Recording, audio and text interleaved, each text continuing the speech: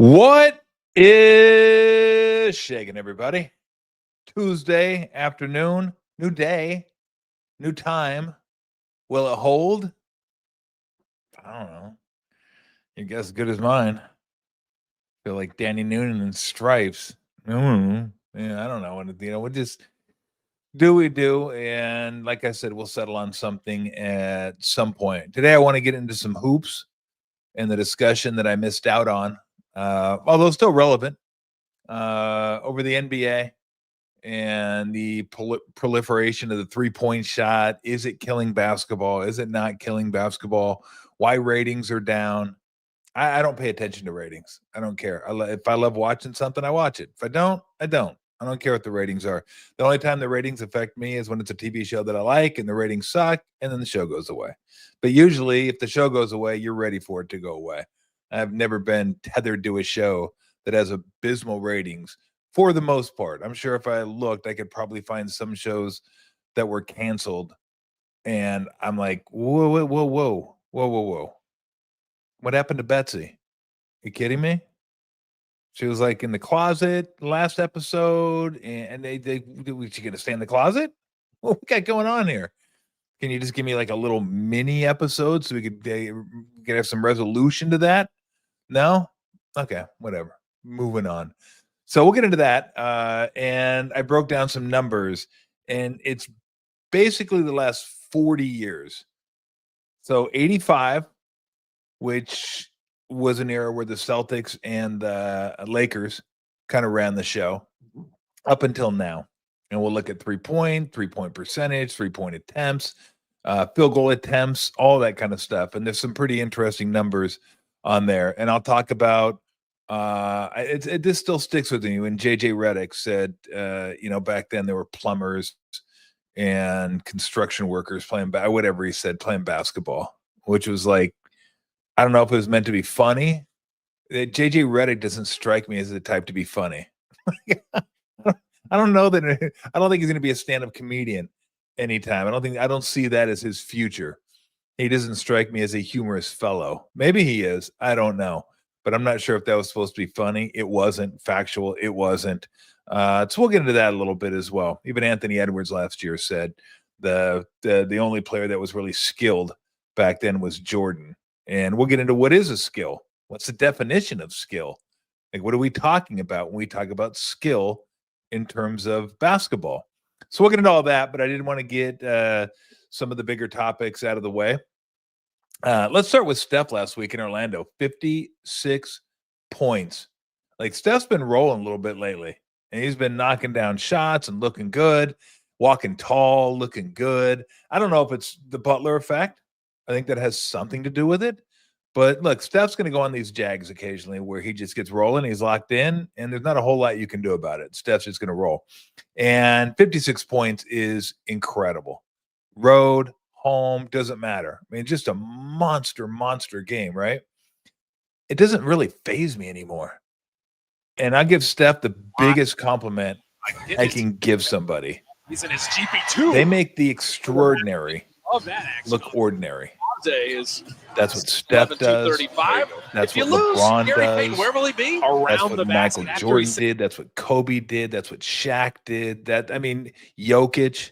There was a game Jokic had a couple of weeks ago. It was like 34, 15, and 12. I was like, yeah.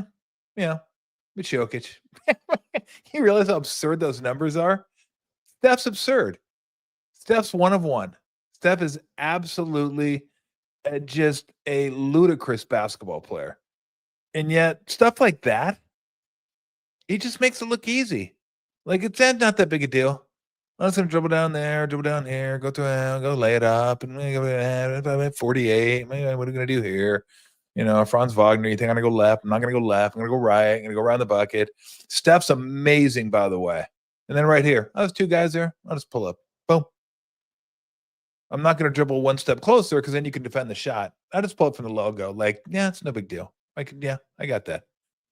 And everybody knows he's got it, but still, that's a shock to the system a little bit when somebody pulls up from the logo.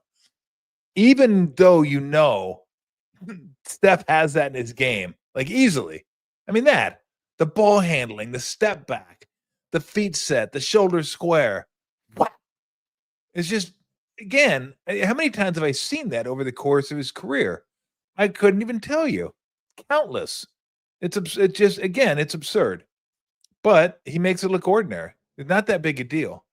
That's why he's one of the best players ever. That's why he's a first ballot Hall of Famer, top 10, 15, 20, whatever. I don't care where you want to put him. I don't know where he is. I don't care where he is. I know he's one of the greatest players I've ever seen. I mean, there's a little bit of luck involved in that. I won't say that's part of Steph's game. his knocking down 3/4 court shots, but again, the movement without the ball is probably his most underrated skill. And by the way, that was luck too.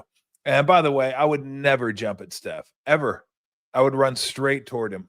If I get there late and he shoots it, then he shoots it. How many times have we seen the pump fake? Dude goes fly by, and then there's nobody in the building that can get close to him. Like, I just would not. I've said that for the past few years. Do not jump at 3-point jump shooters. Don't do it. Because nowadays, guys pump you, and then you're done. You're toast. You're out of the play, and nobody else is coming to help you out. There's no bailouts there. Just none. So 56 is still staggering. There's no doubt about it. But it's Steph, right? And Steph is the greatest player ever to play in the Bay Area for the Warriors. They've had some great players over their time. Rick Barry, Chris Mullin, Timmy Hardaway, Mitch Richmond. I mean, Hall of Famers. And this guy tops everybody. He's special. Absolutely a special basketball player and a great guy too. I mean, you couldn't ask for a better face of your franchise than Steph Curry. You couldn't. I dare you. Try. He's great with the media. He's humble. He has time for, women's sports, kids, Oakland. I mean, he still incorporates Oakland and the stuff that he does, the charity work that he does. I mean, the guy's just, it's absurd. Like, this guy is like the whole package. If I could have anybody to be the face of my franchise, I'd say I'll take Steph. You give me anybody else you want, I'll have Steph. Not only do I get a great basketball player, I get a great person. I get a down-to-earth person, and I get a person that I can coach. He's coachable. A lot of stars aren't coachable. They're going to do it their way. They don't want to be yelled at. They don't want to be chastised. It's like, hey, shut up. I'm the player. I'm the man. I'm the man up in this bitch. You can tell me what to do. Steph's not like that. Steph can be coached. And when Steph can be coached, anybody can be coached. You can't be the 4th, 7th, 10th guy on the team and start shooting back at your coach when Steph's like, yeah, I got you, coach. I got you. So again, I take him for granted. I'm sure a lot of people do. Probably shouldn't. But damn, I've seen so many of those performances that it just, to me, it's the extraordinary that is made to look ordinary by Steph Curry.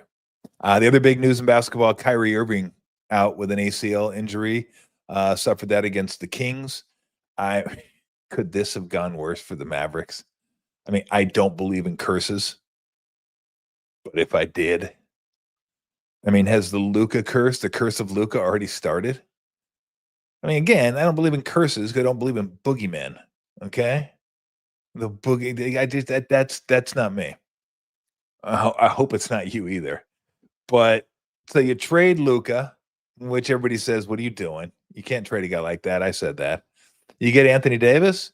Anthony Davis gets hurt the first game he's playing for the Mavericks. Gafford, out. Lively, out. Even Powell, their third string center, out. And now Kyrie blows out the ACL. And he's out for the season and probably a good part of next year too. This team was in the finals last year. The finals. And it is just imploded. Absolutely imploded. Yeah, I like that graphic. That's really nice there. What's that one? Is that a new one we have going there? Fantastic. He is he's just, I mean, he along with Steph are probably the two best ball handlers and shot creators in the game. Maybe not shot creators. Steph isn't I mean, there's other great shot creators, but ball handlers and the ability to handle the ball into a shot, Steph and Kyrie are absolutely incredible. And you see him go down here. You can just see the right knee kind of goes, right there. Yeah. Then he shot 2 free throws. Yeah, I've heard people that have had ACLs, it can be different for you know, some people it hurts, some it doesn't hurt, some don't walk off, some walk off. Uh that's rough. I mean, at that point when you're like going to the free throw line, are they like thinking he's coming back in? Like, hey, look, Steph, you might want to, or Kyrie, you might want to shoot the free throws in case you come back in the game. Did that look like he was come back in the game at all? Like, hey, you're gonna come back in the game. Remember, Clay did that against the Raptors in the finals, where he shot his free throws. And again, I'm not sure if these guys have high pain tolerances or the ACLs just, you know, it's not as painful as some other things can be. So it's just a bummer. So get rid of the Mavericks. Mavericks are out. They're done in the West. Sabonis has an injury now, hamstring injury. I'm not sure that where that leaves the Kings. So we're starting to get down to the point where, last 25 games or so, and you're looking at probably Thunder number one for sure. Lakers are rolling. Man, the Lakers defense been good. And Luka's looked good on defense too. Like the whole team has looked good. And they beat the Clippers back to back at home, on the road. I don't know. Doesn't matter. Austin Reeves didn't play last game. Rui Hachimura didn't play last game. But that's a squad right now. I mean, that's a squad. They got confidence. They're rolling. The defense is playing well. They're up to the number 2 seed. So it's really kind of a fight to me for 2, 3, 4. Right? You got maybe even 4 teams in there. You got Denver, Lakers, Memphis, Houston. That's kind of your battle right now. And I think Şengün and Thompson missed the last game, maybe I have to look at that. I think they're out last game for the Rockets. A lot of this is going to come down to health. Who can stay healthy? And then after that, man, it's just a mad scramble. And you see right there, so you separate after the Rockets, is what I think. And they're 4 games ahead of the Warriors. And then it's a battle for who can get the last available spot without having to play a playing game. Is it the Warriors, Clippers, Kings, T-Wolves? Again, Mavericks done. I think the Suns are done. I mean, they're not done, but they're done. I mean, come on. You got a big game against the T-Wolves at home and you just get whacked. So the T-Wolves are going to be in it. Warriors are the tiebreaker on them. They don't have the tiebreaker on the Clippers. They're going to be at it. And the Kings, we'll see. We'll see how long Sabonis is going to be out. He's the fulcrum of that offense. They run their offense through him. So we'll see where they are. But just go ahead and take the Mavericks. They're 10th. Get them out of there. Maybe the Suns can get to 10th, but they ain't getting to 6th. That ain't happening. So, it looks like the Warriors are going to be battling for that 6th spot with the Clippers, T-Wolves. That's it. And again, it really depends on how long Sabonis is going to be out. And even if he comes back, the composition of that team just isn't. They've been playing a little bit better lately, but that's important. So you don't have to play the play-in game. But if you get 7, you get 2 shots at it at home, and you should be okay. You should be okay from there. So, last thing I wanted to get into Deebo Samuel going to the Washington Commanders. I talked about this a little bit yesterday, put out a video on thoughts on Deebo Samuel going to the Commanders for a 5th rounder. It was time, wasn't it? Like, it was time. It'd run its course. He just wasn't the same type of player that he had been in the past. And look, it's to be expected. How physical is that dude? That dude is like all out every play. He's getting after it. He's blocking. When he catches the ball, he's running hard. Problem was he wasn't catching the ball as much last year. Whether they threw it to him or not, he wasn't catching the ball as much last year. So, but I love him. I've always said him, Kittle, and Greenlaw are kind of the heartbeat of the team. They're the thump in this team. Like, Greenlaw thumps you. Deebo Samuel's the guy that fights for extra yards. Look at that. That's a wide receiver. But he was a Swiss Army knife. When he was right and he was in shape, that dude was getting you 5-6 yards out of the backfield. You're throwing the ball in the open field. Look at that. I mean, not the fastest guy out there, but enough speed. And then, he's going to fight you for that extra yard. And guys that play like that, like two of my favorite players of all time, Bob Sanders, former safety for the Colts, and Marion Barber, former running back for the Cowboys. Those guys, I mean, every play was like to the death, just to the absolute death. And while you respected that and thought, man, I love watching this guy play, you're thinking, it ain't going to last long. You better enjoy it while you can, because it's probably not going to last all that long. Is that Trey Lance that threw it to him? Holy smokes. Look at that. Trey Lance highlight. But Deebo would run it out of the backfield. You get the jet sweeps, throw him the ball short, let him just run over dudes, get you 7 or 8 yards. He was a tone setter. So I think they're going to miss that more than maybe they'll miss his production. And I think he'll be good with the Commanders alongside McLaurin. I mean, that's a nice combo. You got McLaurin, kind of the prototypical wide receiver, and then Deebo. Like Deebo now, if he was being recruited in college, he'd be athlete. You just put him athlete. Like just put that dude out there, wind his ass up, let him go. Kick some ass for you. I mean, I'm going to miss watching him play. I loved watching him play. Again, I love watching him play. I love watching Kittle play. I love watching Greenlaw play. Not to say they're the best guys on the team, but they were just, to me, the most fun guys to watch on the team. And I worried about Kittle years ago, too, that, God, this guy just plays too hard all the time. But that's who he is. That's how he plays. And he had a fantastic year last year. So who knows how long it'll last. But those are the type of guys that, it's hard not to try and play that way when some of your team leaders are playing that way. And he was something else. Like he was just, again, he was fun to watch. I think the Niners will be fine without him. I really do. And again, sometimes it's just time. It's time. He wanted to go. Niners were like, cool. Like, I think when he asked for a trade request, the first thing they said was, yeah, we'll honor that. Because they were done too. They wanted to clear up some space. Purdy's coming up on the contract extension. So if I had a beer, I don't have water right now. I'll cheers you with water, Deebo, because you were a hell of a 49er, man. You were fun as hell to watch.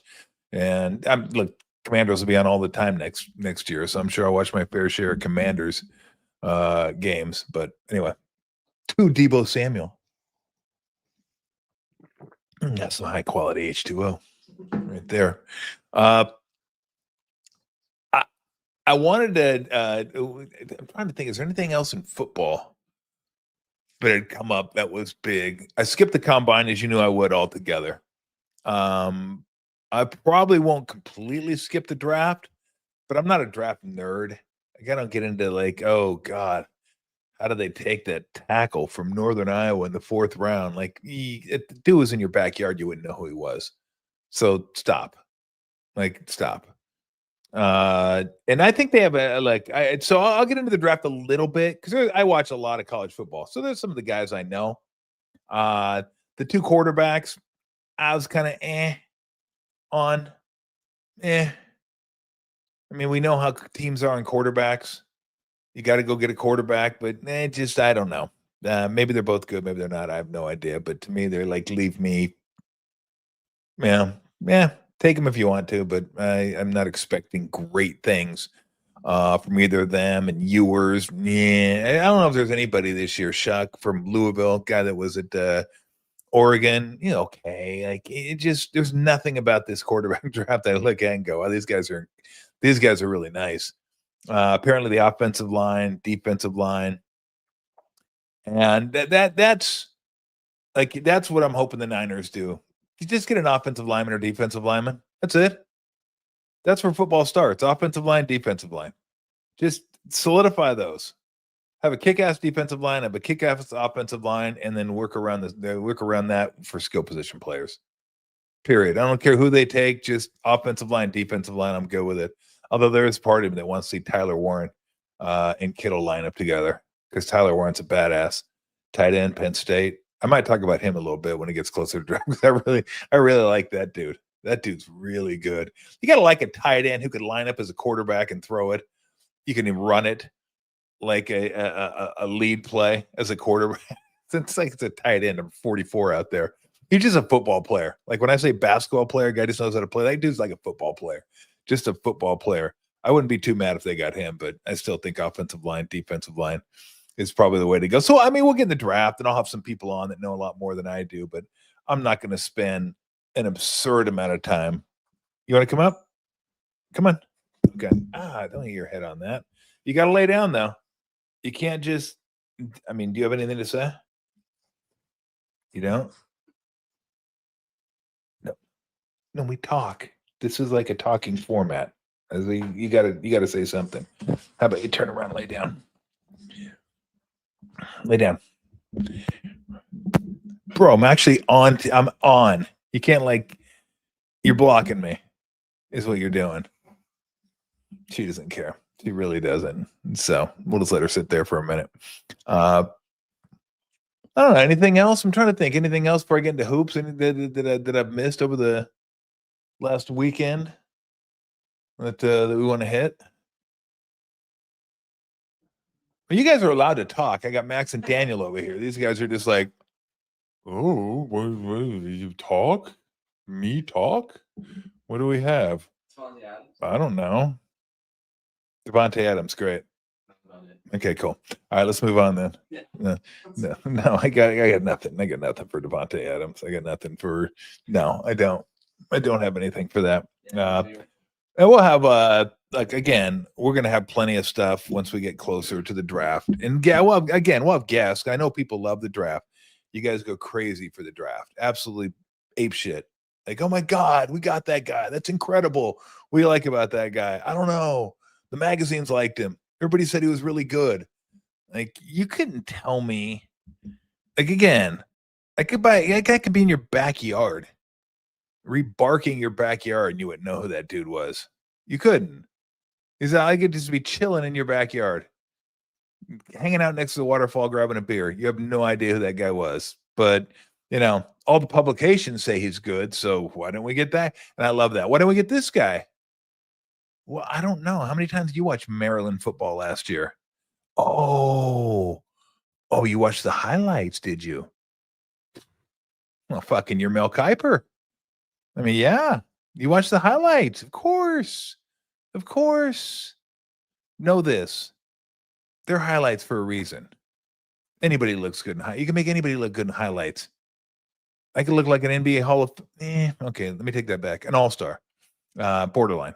In highlights. And you put together enough good highlights. That dude could ball. That dude's pretty good. And then you watch the entirety of the game, you're like, Would it take you 3 months to put those highlights together? Yeah, about that. So that's why I don't get into that. And I only really talk about the guys that I've seen, multiple times. I'll talk about those guys, what I liked about them. I won't talk about offensive linemen because I don't know technique, what they're supposed to be doing, what the play was, what their assignments were, all that. I just don't. Defensive linemen, I mean, you can talk about a guy as a run stopper or a good get off, gets the quarterback, stuff like that. DB's hard because you follow the ball on TV, so you're not really sure what they're doing downfield.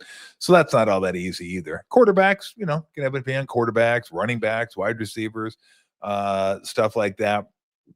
I do love my guy from Arizona, Tedero McMillan. That guy is phenomenal. I don't know if I don't think he's a blazer, but man, the guy's got some mitts on him, absolute mitts. And he made some incredible catches this year. Good athlete. Do you think all the guys that play today would be making catches that are just incredible catches that I never saw growing up without those gloves? I don't. I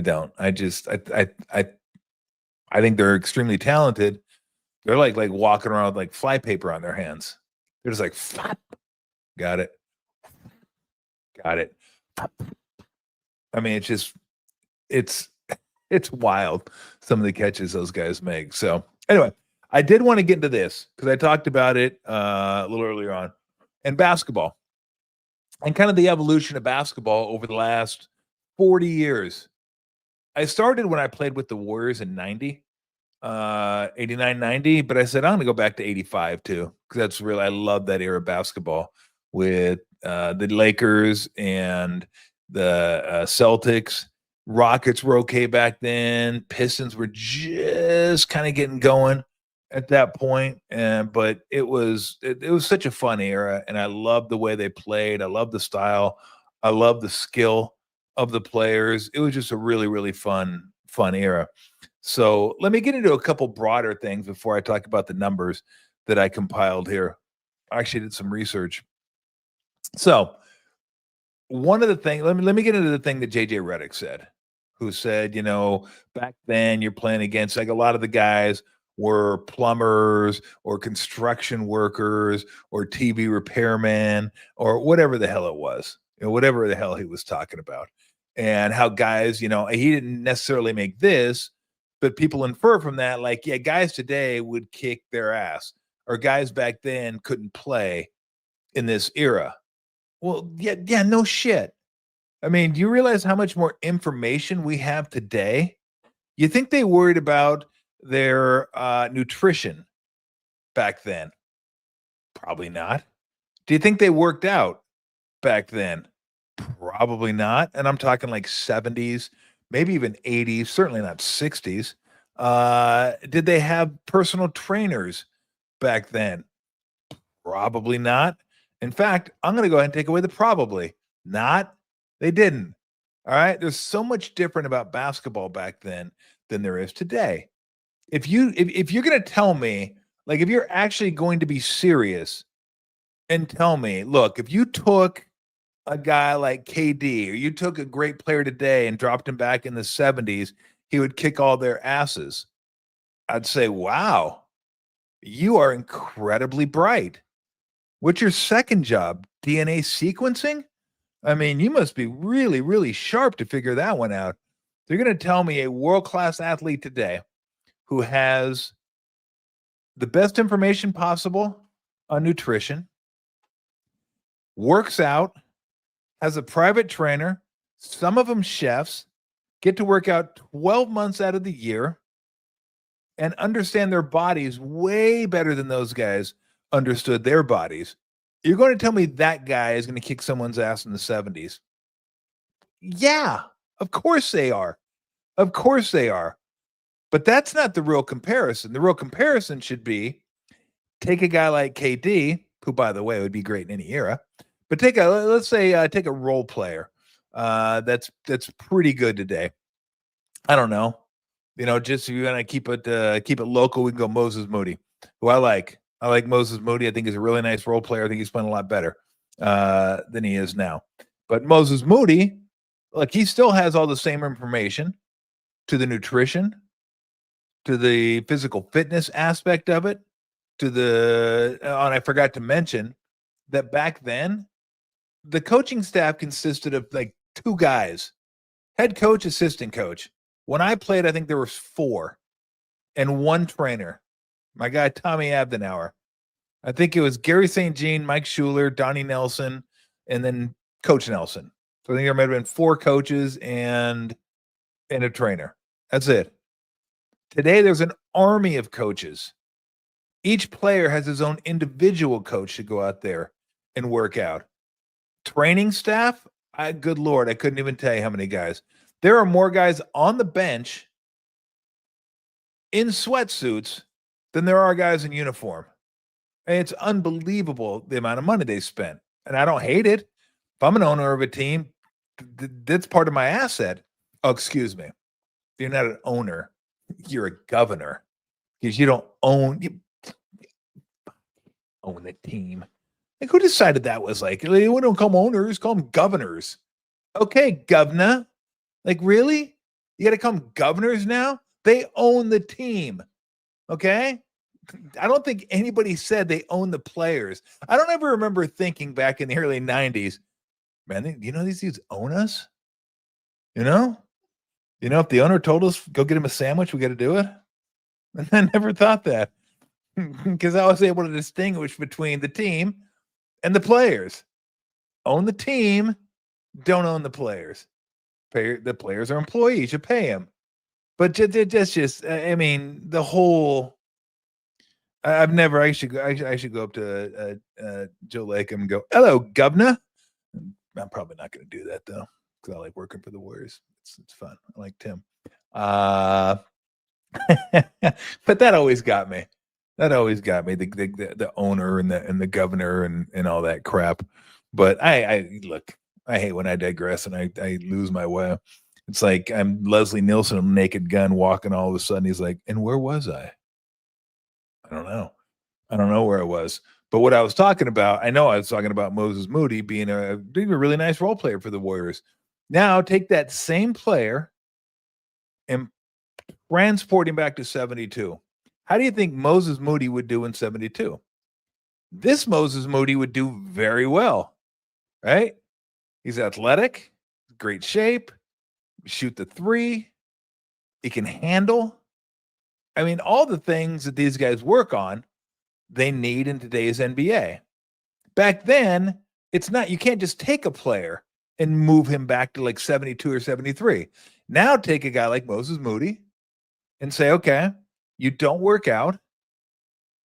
You don't have coaches that are at your beck and call whenever you want to work out, work on your game, everything. You don't have that because there's only 3 coaches. That's it.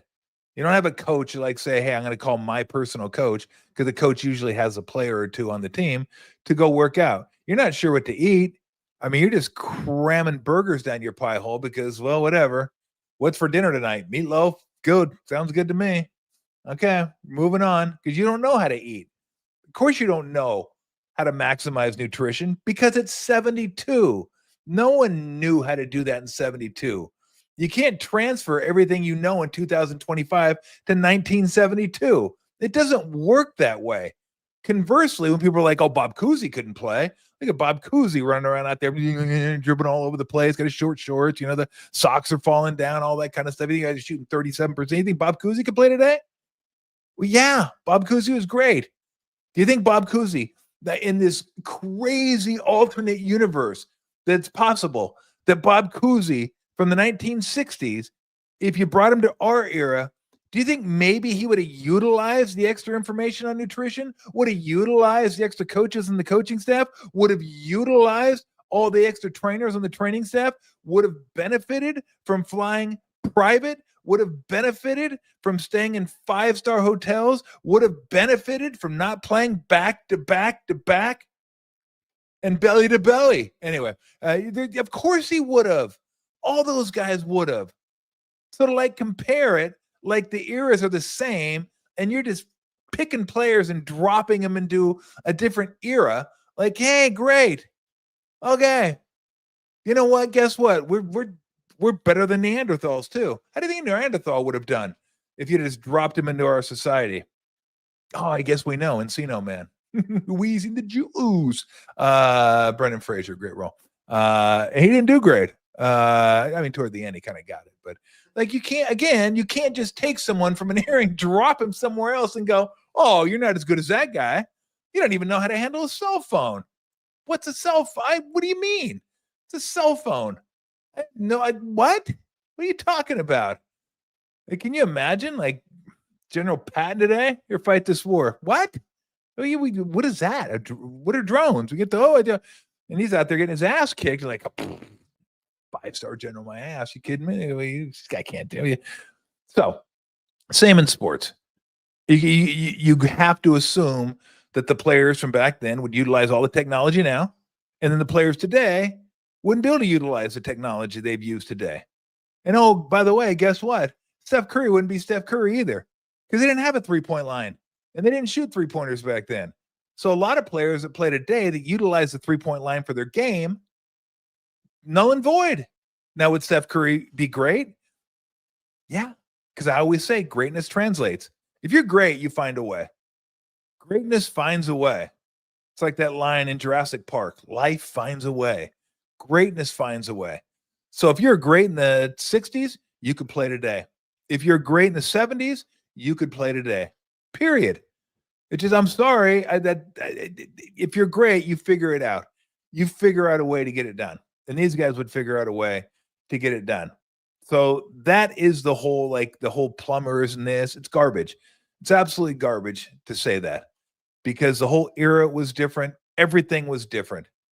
And you can't possibly know how those players would be with all the technological advancements and the information they get today. And you can't possibly know how all these players would handle not having all the technological advancements that they benefited from and all the medicinal advances that they benefited from, all the traveling advances that they benefited from, all the scheduling advances they benefited from, all the like the hotels, the food. Food back when I played, you got meal money. Here, you're on your own. Go get something to eat. Today you get meal money and they give you food. It's a great racket. It's an incredible racket. Here's $200 a day that you're never going to have to spend because we take care of your food. We're all good. And it's good food. When I travel with the Warriors, like you're going to Ruth Chris, you're going to incredible Mexican restaurants, just the best restaurants. And why wouldn't you? I mean, Joe Lacob does it right. Like I said, that's an investment. And he wants to take care of the entire investment, the entirety of it. Oh, that's where the governor's thing came on. Clicking now. I got it. It takes me a while to catch up sometimes, even to myself. Like, where did I leave off? And then like 20 minutes, I go, oh, that's. I circled back around. I got it. But no, Joe does it right. Joe like gives everybody like you have no excuse not to succeed. At least he gives you everything available, everything that he can give you, he gives the guys. So you think they're eating at Ruth Chris's in 70s? I don't even know if Ruth Chris's was around in the 70s. I mean, it's probably like McDonald's or just grab what you can grab. That's probably what it was. I don't know. All I know is in the late 80s, early 90s, it wasn't like we were eating at steakhouses all the time. We used to eat every once in a while. We'd go out as a team and eat. And we went to a Benihana style restaurant. We had a great meal. It's like 8 of us. And we all went and just like a $500 bill, which back then was fairly significant. And we played the credit card game. And whoever got drawn last had to pay. And it came down to me and Alton Lister.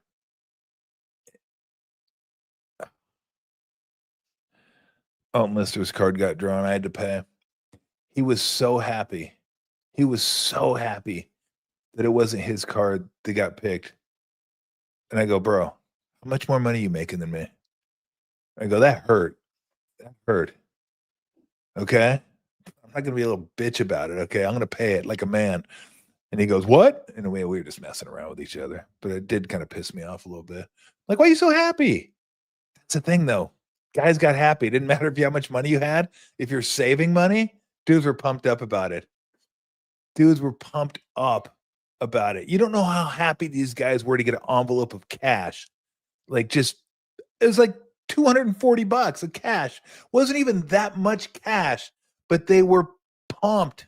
They were like super pumped. And I remember asking one of them one time, like, look, you make over $1 million. Why are you so happy about $240 in cash?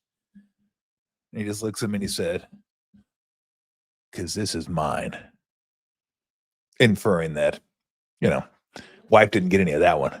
He got the full 240. This is mine. Okay, whatever. And yes, we did use a lot of it. I saw somebody chime in. Yeah, we did use a lot of it to gamble. At least I did. I had to supplement my income. I was like, I got to make that damn money back. I got to make that Benihana money back somehow. So yeah, when I gambled, I won. I didn't lose those guys. In fact, I was playing Tyrone Hill one time on the plane. We were playing blackjack coming home. It was him and Alton Lister were playing. And then I said, I'll play. And they were playing for $20 a hand. So I go, sure, I'll play with you guys. So put my money down, do a couple hands, and Tyrone Hill was the bank. He was dealing to both me and Alton Lister. So he dealt to Alton Lister, and he'd win some. I'd win, or he'd split, pay here, pay there, whatever. So get to a hand, and I have a 19, and of course I stay because I'm a sane person.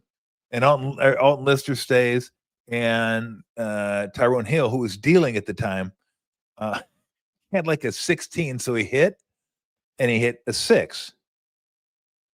22. He reaches for the money and takes some, and I stopped. I go, what are you doing? So what are you doing? That's 22. And he said, well, no, I'm closer than you are to 21.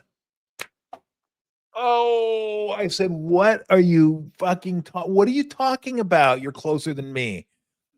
Dude, you ever watch Price is Right? Like you went over, you lose. It's over. Done. It's closest to 21 without going over. No, it's not. We argued for 10 minutes on that. 10 minutes. Finally, I had to poll the whole team. Like, look, and I told, I'm like, I'm fucking Mr. Vegas. I go to Vegas all the time. I shouldn't have to go to Vegas. You don't have to go to Vegas to know how to play blackjack, but I'm trying to help you out here. It's not closest to 21. It's 21 or under. 21 being the best hand, then 20, then 19, then 18. If I have a 3 and I decide to stay, again, I'm not insane, so I wouldn't. But if you have 22 and I have 3, I win. I didn't go over. So we finally got that taken care of. Fine. It took way too long. Like there's just no way it should have taken that long to explain to somebody like, look, no. So a few hands later, I get a 20, he gets a 20, he reaches for my money again. I'm like, what's going on? What are you doing? He goes, oh, dealers take ties. I go, my ass, they do. I go, that's a push. I go, nobody wins. I go, money stays on the table. He goes, no, it does. No. And I go, that's it. I go, I've had it with you. I go, if you want to play, dealers take ties. I'll give you this. But I'm going to deal from now on. And we're going to play for $100 a pop. Okay? And I'll take ties. Tie. He said no. And I go, well, no. Hold on a second. So if you don't want to do it because I'm taking ties, you know you're getting an advantage you shouldn't have. No. I go, yeah. I told you I'll deal. $100 a hand, and I'll take ties. And look, I'll still play that I can't go over 21. Okay, I'll be nice. Like it's not closest to 21. It's 21 or under. So he didn't want to do it. So I just took my $20 from my pocket, went back. That was the end of that game. I was like, bro, I mean, I got to get you one of those blackjack books. You need help with the rules because no. And then we used to play between the sheets. Some people call it. So 2 cards. Let's say it's a 7 and a king. And you bet how much you want to bet out of the pot if you can get between the 7 and the king. If you match the 7 and the king, you double the pot. Outside the 7 and the king, you just match the pot. So you could match it, double it, or you win the pot. And we had like 3,100 in it one night. And Nelly was playing with us. It's like the whole team, Nelly, and I was back there playing. And so the first card I get's an ace. And the first ace you can call high or low. Well, you always call the first ace low because the second ace automatically high. And that's what you're praying to get. Ace. So I got an ace, called it low. Called another ace. I got another ace. So I had high, low aces. I'm like, oh man. Can I go for 3,100? Because the only thing that's going to happen here is I win or I double. I can't go outside the aces. I got to match the ace. And it was the first 2 aces of the deck. So there's 3 aces left. And now you thought that Benihana check hurt for like 500-600, 6,200 really would have put a damper on the trip. It really would have. So I'm like, okay, what's the most I'm willing to lose on this? And I decided I would play for 3,200, so I'll go for 1,600. And of course, it comes up like a 10. I'm like, hey, what an idiot. How could you get a better chance to go for the entire pot? The entire pot. But I did win 1,600, long story short. I ended up winning like 2,400 on the evening, and I got a nice check. from Don Nelson. And if I'd have had a lot more money, I would have saved it. I wouldn't have cashed it. I'd have Ricky Henderson. I would have just like said, screw it. I don't even want to cash it. I mean, I guess I could have got the, cash it and then kept the receipt or something, but I didn't. But yeah, we were writing checks back then. Writing checks. Like, here you go. Here's a check for you. And we had IOUs and stuff. If guys didn't have enough cash on them, we had like a pile of IOUs in there. Like I owe the pot 500. I owe the pot 800. I owe the pot 400. I owe the pot 1700. And if you won, you take the cash out first, and then the IOUs were left. It always sucked getting an IOU. You're like sifting through the IOUs. Let's see. Is there one here for 1000? One here for 1100? Okay, I'll take you for 700 and you for 400. Okay, so I get you for 4, you for 7, and then we're good to go. The only thing good about the IOUs, if you lost, you just throw them back in the pot. It's like, whatever. Here, take an IOU. Nothing says I don't care, like just IOUs. Like, nah, I'll just throw an IOU back on there. It's like not even real cash. And so anyway, that leads me to my topic that I wanted to. It doesn't really lead me into anything. I don't even know how I got there, which is what happens. But so we're talking about the difference between that era and this era, and how you can't drop guys in different eras and say they're great, they suck, they couldn't play, they could play. Trust me, they could play. One of my least favorite things to hear is the skill of today's players is better than the skill of the players when I played, or the era before I played. And it's nonsensical. Absolutely nonsensical. Like, first off, let's define skill. What is a skill in basketball? Here's what I wrote down: shooting, passing, dribbling, just knowing how to play, post play, mid-range game, defense. There's probably more, but that's what I wrote down. So what are today's players better at? Are they better shooters? Better long-range shooters? There's no doubt about it. Of course, nobody shot long-range back in the day. 1990, my first year with the Warriors, the league averaged 6.6 three-pointers a game. 6.6. Today, teams average 37.5 three-pointers a game. Back then, the league shot 33% from three. Today, 35.8. So not a drastic difference, but, significant, 3%. But they shoot 6 times as many three-pointers now. So it wasn't like guys couldn't shoot. They just didn't shoot. That wasn't the game. That's not the way the game was played.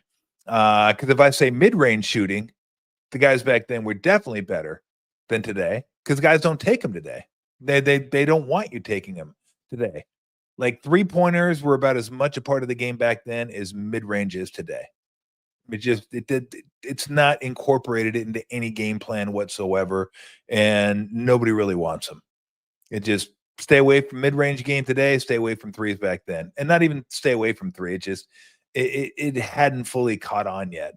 A generation hadn't spent their days in a gym shooting three-pointers, weren't at the park shooting three-pointers, weren't in college or high school being taught the three-point line is a weapon and we're going to utilize it. So the whole game is different than it was back then. Is passing better today than it was back then? Again, it's so hard to tell because the court is so open today. You watch teams, and you watch the Celtics, who shoot the most threes in a game. They shoot 48 threes in a game. And I'll get into that a little bit as well. But that whole court is wide open. So what is the passing today? Mostly pick and rolls. Maybe guys will slip, guys will back cut, stuff like that. But it's really, it's really easy to pass today because the court's so open. Back when I played 1990, and I'll get to 85 in a little bit as well, the court is congested because nobody's guarding the three-point line. So whereas today, everything is spread out, back then, everything is packed in.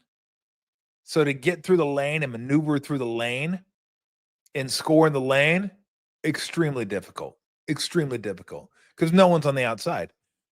Today, you can get to the lane almost whenever you want to because everybody's on the perimeter. Today's game is outside in. Back then was inside out. So again, were the passes bad? Were they better passing today? I mean, we got some really good passing. We got some really good passers in today's game. Were they better than Magic? Were they better than Bird? Were they better than Isaiah? I mean, we had some it's incredible players back then. So I don't know. Dribbling, players dribble better today. There's no doubt about that. That is one skill that is without a doubt better in today's era. Not even close. And it's because they're taught. Again, more coaches, more time to work on ball handling, more understanding of ball handling, and more of a premium put on ball handling. Why? Because the game's played outside. So you got to be able to penetrate, collapse the defense, kick, penetrate, collapse the defense, kick. I mean, do you ever see Steph's pregame routine? You know, with the dribbling and all that kind of stuff. I mean, 80% of the league probably would have vomited trying to do that back when I was playing. Like, what? What are we doing here? Why are we juggling? No, we're not juggling. We're going to ball handling. You know, hand eye, boom, boom, boom, boom, boom, boom, boom. But nobody really needed that back then because, again, there wasn't that much room on the court to do those sort of things. So the ball handling is way better today. Again, not even close. Know how to play? Hard to say. I mean, it's really hard to say whether guys understood the game more when I was playing or today. I think it's a simpler game today in that it's draw, kick, look for threes, draw, kick, look for a layup, draw, kick, look for threes, do it again. So that's what a lot of people are saying when they said the game looks a lot alike. It does. It does look a lot alike. And for my money, there's probably too many threes, and they jumped the shark a little bit on that. But that's what they want. That's what the analytics say. You know, games were fairly similar back when I played too. Not as similar as they are today. But, you know, post up, draw the double team, cut, all that. It just, it's just a different era. And what's of value to you during that era isn't of value to teams in this era. So I don't know. The know how to play is kind of ambiguous a little bit. Like that one's a hard one to kind of wrap your head around. Post play, not even close. Not even close. Post play back in the day was 1,000. Like, what dribbling is today compared to back then, that's what post play was back then compared to today. I mean, nobody aside from maybe Jokic. Jokic is incredible. Jokic is an any era type guy. Like his post game's phenomenal. Of course, you know what's different? The guys guarding you in the post are different than they used to be too. Because the guys aren't as big as they used to be. They're not used to banging you in the post. You're not used to getting banged in the post. So again, a different game. But I mean, come on. Barkley, Malone, Akeem, Ewing, Kareem. I mean, I go on. Terry Cummings. I mean, you had some monsters in the post, and they were just dominant. And so the post play back then is not even close. Mid-range game, not even close.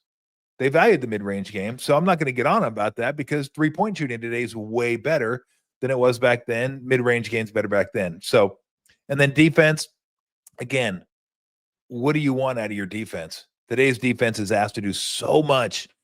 I tell you what, it's more difficult to play defense today than it was back then because you have so much ground to cover today. It's absurd how much ground you have to cover. I mean, guys are spaced out all over the court. You got to help, and then you got to try to get out like 15, 16 feet to the guy with the ball. And then you got to stop and then try to recover and slide your feet and get in front of him. That's why when you get beat off the first action, if you can keep the team from getting to the paint, that's a win. Because once they get to the paint, now it all starts, right? It's all like a draw, kick, help and recover. And then someone ends up shooting a three. As opposed to back in the 80s, early 90s, it wasn't that way. Again, courts compacted. So it's hard to get to the lane. You kick it out, they'll live with jump shots. Why wouldn't you live with a 19-foot two-pointer as opposed to at the rim two-pointer? And nobody's shooting three, so they're not stretching the court. So it's easier to play defense because you don't have as much ground to cover. Today, the ground you have to cover is again, it's ridiculous. It's absolutely, utterly absurd. So I would say it's harder to play defense today than it was back in the day just because of all the ground you have to cover. And again, the shooting comes into play. I don't know that today's shooters are better than back in the day. They are better long range shooters than they were back in the day. Ball handling is better today, without a doubt. And that really stresses a defense out as well. So what era was better? I think they're both good. I mean, I think I love the 80s. That's my favorite era of basketball. The 90s was Jordan, and then after Jordan, it kind of got wonky after that, right? That's when we got the late 90s, early 2000s, and it was like, oh, you're killing me. There's an actual playoff game where the finals like 66-62. Like, come on. That's not basketball. That's like they had a ball out there and it was like a team mugging event. And they just spent it's like a bar fight. It was brutal. So you had to get rid of that. And then you get to, okay, let's let the guys let's let them get freedom of movement. And that worked out. And then all of a sudden, toward the end of started moving that way toward '05 to '10, stuff like that. And then 10 to 20 got a little better. And the Warriors happened in 15, ball movement, kicking, switching on defense and just running out lineups that could do multiple things was fun to watch. And then everyone started doing it. I'm not saying the Warriors ruined the game by shooting threes because I have some numbers that they didn't even lead the league in 3-point shots that year. They were like third, I believe it was. So it wasn't like they were just jacking up threes. They were one of the best teams in history, certainly of that year, but in history in mid-range shots. They're incredible at the mid-range shot. But so we went from mugging people to not letting them touch people, and it became almost impossible to play defense. And then you had guys like James Harden baiting the officials and throwing your arms up and getting to the free throw line 13 times, 14 times. It was a joke. It's horrible basketball to watch. Awful. And I don't blame him for it. It worked. Got him to the free throw line, helped the team win, got him paid. So I don't blame him. If the officials are going to let you get away with it, you'd be stupid not to take advantage of it if you could. So I think we're at a pretty good spot right now in terms of officiating. So we've kind of gone back the other way a little bit where they're letting you play defense a little bit. They're not letting you bait the officials. If it's a non-basketball play, one of my least favorite plays of all time is when a guy fakes a shot and then jumps into another player. He's like not trying to shoot. He's just trying to draw the foul. I always thought that was garbage. They've gotten rid of that. So that's better now than it was over the last few years. But I sit around, I listen to these guys. Yo-Yo's talking about how the players weren't skilled. I think Anthony Edwards talked about, Jordan was the only skilled guy back in the day. Has he ever heard of Bird? Dominique? Isaiah Thomas, Moses Malone, Patrick Ewing, Charles Barkley, Kevin McHale, Magic Johnson, Karl Malone, Hakeem Olajuwon, Alex English, Clyde Drexler, Kareem, Worthy, Aguirre. I mean, have you ever heard of any of those players? Any of them? I mean, there was incredible talent back in the 80s. I would even say these guys are a more diverse talent group than there is today. Absolutely would put those guys against anybody, any era, in terms of what they could do in all facets of the game. They could be very good in.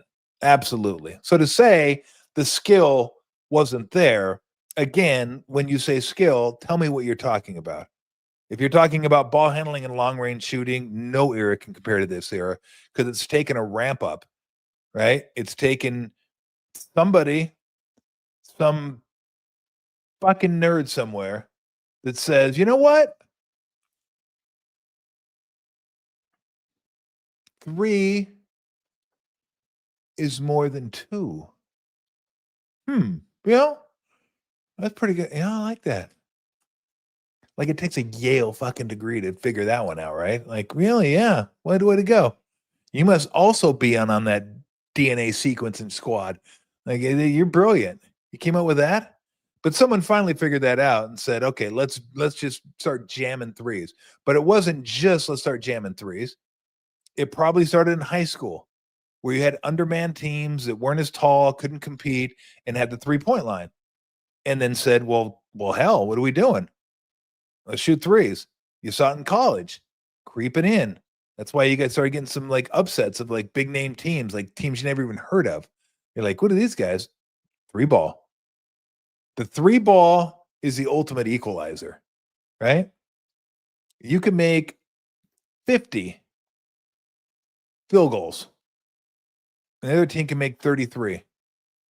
And they're down a point. 33, that's it. 33% compared to 50%. 33-3.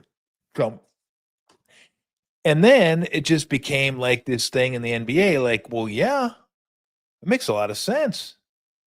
Why wouldn't we shoot threes? Why wouldn't we try to take the best shot available? The best shot available is a layup. Second best shot available is a corner 3. Those are the 2 shots everyone's looking for. Corner 3, layup. That's it. And now it's almost like corner 3's moved out to the break because guys are so adept at shooting the threes now. And they can shoot them in a variety of different ways. But still, the corner 3 and the layups are the shot everybody wants to get. But now we've gone from a game that has, George Gervin's finger roll, Larry Bird's fall away, Michael Jordan's freaking everything, Kareem's skyhook, Magic's baby skyhook, big game James with the spin baseline and the finger roll, Jeff Malone with Bernard King with the leaners that they had. It's so many different shots, so many different moves. And again, we don't get that today. What do we get? We get threes. That's what you get. You get threes and some dunks. That's what you get. If Kareem played today, they'd probably go, yeah, I don't know. That fucking skyhook. I don't know. I don't really need that. Do you shoot a 3? No, I'm Kareem. I have a skyhook. That didn't work in today's game. Not sure about that one. George Gervin, finger roll. Can you do that from 3? No, I can do it from 2. Pretty sweet, too. Nah. Mid-range finger roll, right? Yeah. Beat it with that. We don't want that. Oh, Magic. Baby hook. That's sweet.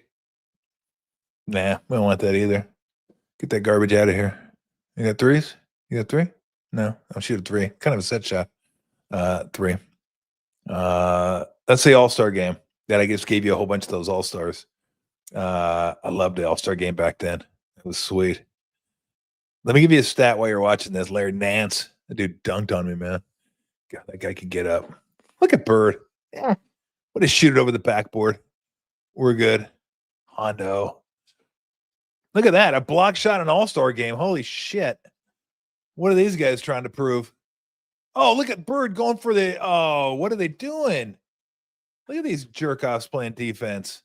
Look at that. Oh, Kareem. Can't stop that. Swing left, shoot right. Fast break. Oh, look at McHale. Oh, that was Lambeer. Look at that. Actually got back Rolando. You guys underrated Rolando Blackman for the Mavs. A little flat-footed there, weren't you, Bill? I think you were. There's Bernard King at the free throw line. Look at that. Guys actually, get back on defense. What are you doing? Hey. Terry Cummings can't dribble the ball like that. Oh, George, the Iceman. So I looked up these stats from, is this 88? 85. Okay, 85 is great too. You leave it there. That's fine. Ralph Sampson was like Wembanyama before Wembanyama, except he didn't shoot threes. Well, you know why? Because 7'4" guys didn't fucking shoot threes back then. 6'4" guys didn't either, for that matter. Nobody did. But when we say, I said it too. I go, oh man, we've never seen anybody like Wembanyama. My good friend Jim Peterson pointed out to me, he goes, well, we did see Ralph Sampson. I'm like, you know what? That's a pretty good point. That's a pretty good point, because Could Ralph Sampson have been Wembanyama if they asked him to handle the ball, if they asked him to shoot threes, if he came up in academy, if he trained differently, if the coaches coached him differently? Like, maybe. Could Wembanyama have not been Wembanyama? Maybe he would have been Ralph Sampson if he'd have grown up in the 80s. But here's some stats I looked, because I looked at the 88 All-Star game versus the 2024 All-Star game. And this is just kind of fun. This is just stuff that I wanted to look up because I thought it was kind of fun. So, because the All-Star game's garbage. Can we all agree on that? We all agree on the All-Star game's just garbage. I said it earlier. If you're not going to try, then don't bother. Don't show up.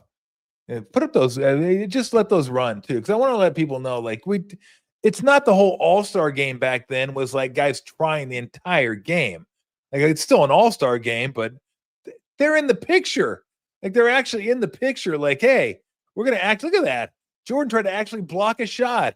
What are you doing, goofball? Can't look at Bird. Oh, let's fight for the rebound. Oh, go up, Akeem. They're like, oh, Akeem, man, you bastard. The rolling hook. Akeem got it. And they actually said, you know what? We're going to try to keep you from scoring here. And Akeem said, no, you're not. I'm the dream, bitches. And get you, Xavier McDaniel. But, like, they were actually, like, playing a little bit. And this is what I was trying to tell you guys. Like, this isn't playoff intensity. But, look, everybody back on defense. Guys are actually trying to challenge shots a little bit. It's just, let's give it a game effort. Not much of an effort there, to be honest. I was just like, nah. Let Nick do his thing. Let him do his thing. But this is what I've been saying. These are the All-Star games that I remember. Best versus best, and guys that actually tried to play a little bit.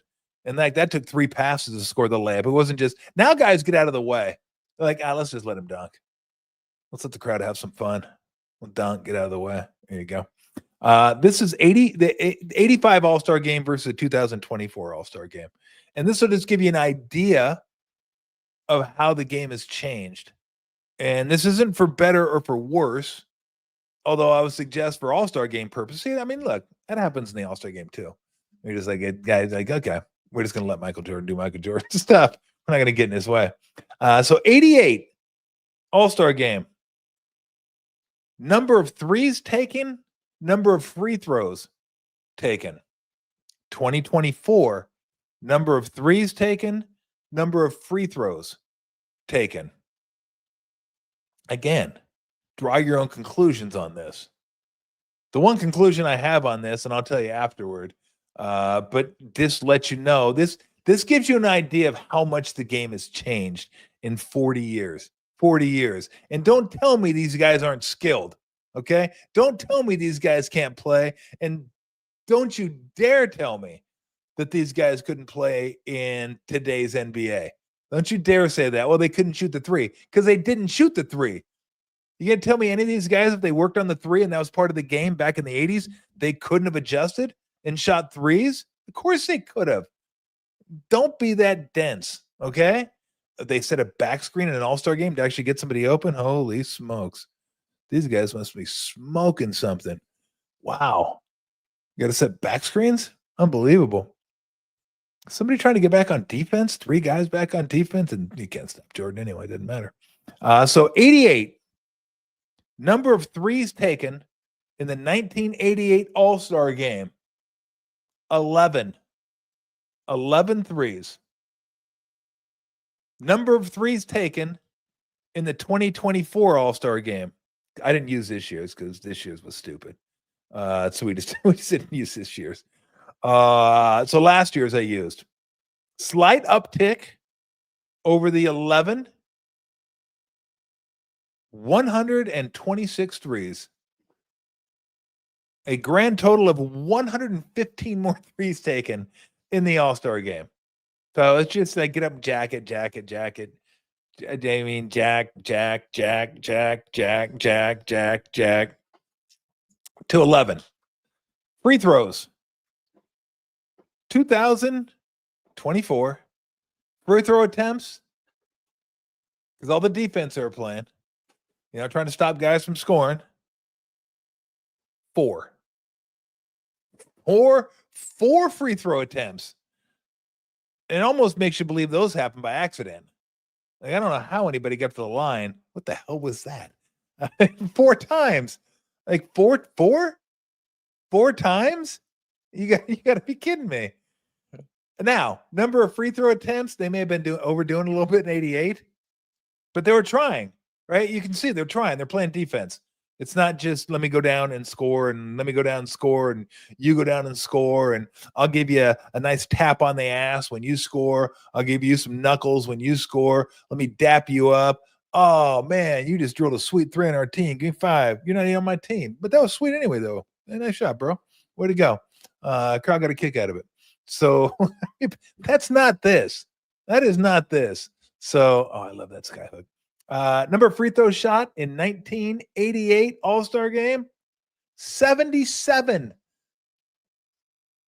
70 fucking 7 free throws in an All-Star game. Again, it may have been overdoing it a little bit. That sounds like a lot for any game. Like, I don't love free throws. It just slows the game down. But, man, 77 free throws. And I would say this. They tried, right? They tried. They wanted to win. They gave it a little bit of an effort. So that's what I'm talking about. But it also, I wanted to illustrate that's how much the game has changed. Because the numbers I'm about to tell you, and this isn't right or wrong. I'm going to get into the entertainment value here in a minute. But so I started off in 85. Again, just for no good reason other than it was the Lakers and the Celtics, and I love watching basketball. Back in 85, it was about 4 years until I got into the NBA. But 1985, I think the Lakers were the champ that year. The average number of points scored in the NBA is 110.8. 3.1 3-point attempts a game. 3.1. That's it. 3.1 3-point attempts. They shot a robust 28.8, 29% from threes. Average field goal attempts were 89.1. So they got up and down. They were going in 85. People say, oh, they didn't run. The pace is faster now. Pace is not faster now than it was back in the mid-80s. Those dudes were flying, okay? Go look up Showtime. Not the TV show, though. Go look at something else. 2-point percentage, 49, and they shot 29.4 free throws a game. So they shot a lot of free throws back then. A lot. Again, I like to limit free throws a little bit. That's one part of today's game that I like more, is that it's not a parade to the line. The line just gets old again, takes all the flow out of the game. I just don't like it. So the year I started with the Warriors, that was 5 years later. I do these in 5-year increments because I figured that'd be the best way to do it. I didn't feel like doing every year. I bore myself. 1990, 6.6. And these are going to be attempts and percentage, 3 points. 6.6, 33. 95, 9.9, 33. 2000, 13.2, 34. 2005, 14.9, and almost 35%. So you're starting to creep up a little bit with the percentages. And this is where it takes a big jump. From 05 to 10, we go from 14.9 to 18.1. And then it's 37%. And every 5-year increment, that's still the highest. 2010's higher than today. 2015, 21.5. And then another massive jump between 15 and 20. Now it's 36% in 2015. The average, but let me give you the points. 2015, 100 points a game. 100 points a game. So in 30 years, it went from 110.8 to 100. 100. That's when the league started doing something about it. They said, oh, this sucks. What are we doing? Averaging 100 points a game. 2020, 111.8. This is where we take the jump. 15 was 21.5 3-pointers. 2020, 32 3-pointers a game. That's almost 11 3-pointers a game in 5 years that everybody decided, okay, this is how we're going to play. We're going to have guys spacing. We're going to have guys high pick and roll, because that's what leads to all this, high pick and rolls, right? You get a lot of high pick and rolls. Defense has got to figure out how to play it. Penetration, kick back to the big guy. They want the big guys to be able to shoot a little bit now, so it draws the defense, and then kick. And so 32, 35%. That's pretty stagnant. In fact, 35%, 35.5 was down from 3.67 10 years earlier. So they actually shot it better in 2010. They just shot a whole bunch more in 2020. It's volume. It's volume. It's volume. Get up as many 3-pointers as you can. Just out volume the other team. And then this year, we're not through the entire year, but we have enough games to give us a reasonable sample. We went from 32 last year to 37.5 this year. So we're almost at 43 pointers a game. And the number percentage-wise is about the same, 35.8. So the number over the last 15 years, 10 years, has been pretty stagnant, and it's actually gone down from 2010 and hasn't gone up that much from 2005 or 05, because 05 was 347. This year is 358, 1%. And you're talking in 20 years. So you're telling me everybody's a better shooter today? Everybody's a better long-range shooter today than they were 20 years ago? I don't know. They shoot them a hell of a lot more. In 05, they shot 14.9 a game. They shoot 37 now. That's almost triple what they shot 20 years ago. So, field goal attempts, I put that on here too, just to kind of illustrate the pace. My first year with the Warriors, the average field goal attempts were 87.2. They went down to 80.3 in 05. Real slow game, just plodding. And now they're getting back up there. 2020, 88.8. This year, 89.2. So the pace is quicker. I like it. I like they're getting them down. Free throws aren't as much. I enjoy that too. That's part of the game I enjoy. My first year with the Warriors, 27.9 free throws per game, or per team.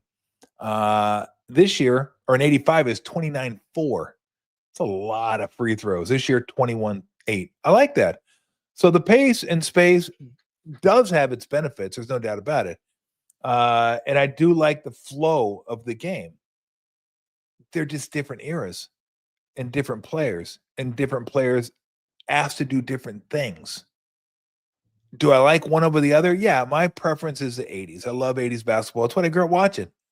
It's like a lot of young kids today will say, I love this era. Well, because some of my favorite players grew up in this era. But some of the greatest players in this era, I mean, can you tell me that Giannis is more skilled than Hakeem with a straight face? Giannis is one of the greatest players in today's game. Giannis could have played in the 80s, absolutely. But it would have been different. The lane wouldn't have been wide open for dunks. There wouldn't have been four guys spacing. It would have been a much different game. It would have been much tougher to score because there would have been a lot more guys down there, a lot more traffic down there. Doesn't take away his greatness. It's different. He would have had a tougher time.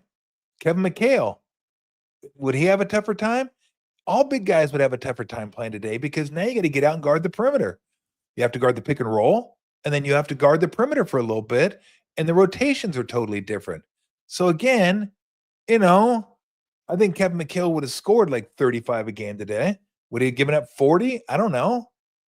So to compare the players and the eras and say this player couldn't play in this era, this player couldn't, it's all BS. They would have just had to adjust. And they would have, but their games would have been much, much different. So lastly, what I wanted to get into was let's see if I have anything else written down here. Oh, by the way, this is a small sample size, and this will kind of lead me into what I wanted to talk to. Oh, by the way, real quick, 1985, the Mavs led the league in 3-point field goal attempts per game. 5.4. This year, the Celtics lead the league 48. 48 compared to 5.4. I mean, I was laughing when I looked at that. I go, 5.4? That's it? Like the Celtics averaged 12 a quarter, and the Mavericks averaged 5.4 in 85. In fact, the year I started playing, the Cavaliers led the league in 3-point, or not the year I started playing, the year I played with the Warriors, 10.4. They were tops in the league. Surprisingly, or not surprisingly, Steve Kerr was on that team. One of the greatest 3-point shooters of all time. Mark Price on that team. Craig Elo on that team. That's like, wow, these guys shoot a lot of threes. 10.4. 10. Again, Celtics averaged 12 a quarter. They shot 10.4 a game, and it was number one in the league. So since Saturday, I tracked this. So small sample size, only 19 games. Some of them were tied. Team that made the most 3-pointers, 17-2 over the last 3 days. 17-2 over the last 3 days. So the question becomes, is not the players, it's the style they're being asked to play. Because again, I mentioned Giannis. He would have been different back in the 80s. He would have succeeded. He's a great player. Just like Kevin McHale would have succeeded had he played today. There's no doubt in my mind. So here's the question, and this has been a debate by a lot of people, is, well, you know what? Before I get to the debate, because that's the last thing I'm going to do is a debate. I just want to kind of tie a bow on it a little bit, and I might even bring this up. We're going to have Ray Ratto on Friday, and I'll bring it up with him as well, and we'll incorporate all the sports in this. But before I do that, we have a new graphic that I've been like dying to unveil, and I'm a little thirsty as well. So Max, if you could hit our new graphic, while I grab myself a beverage.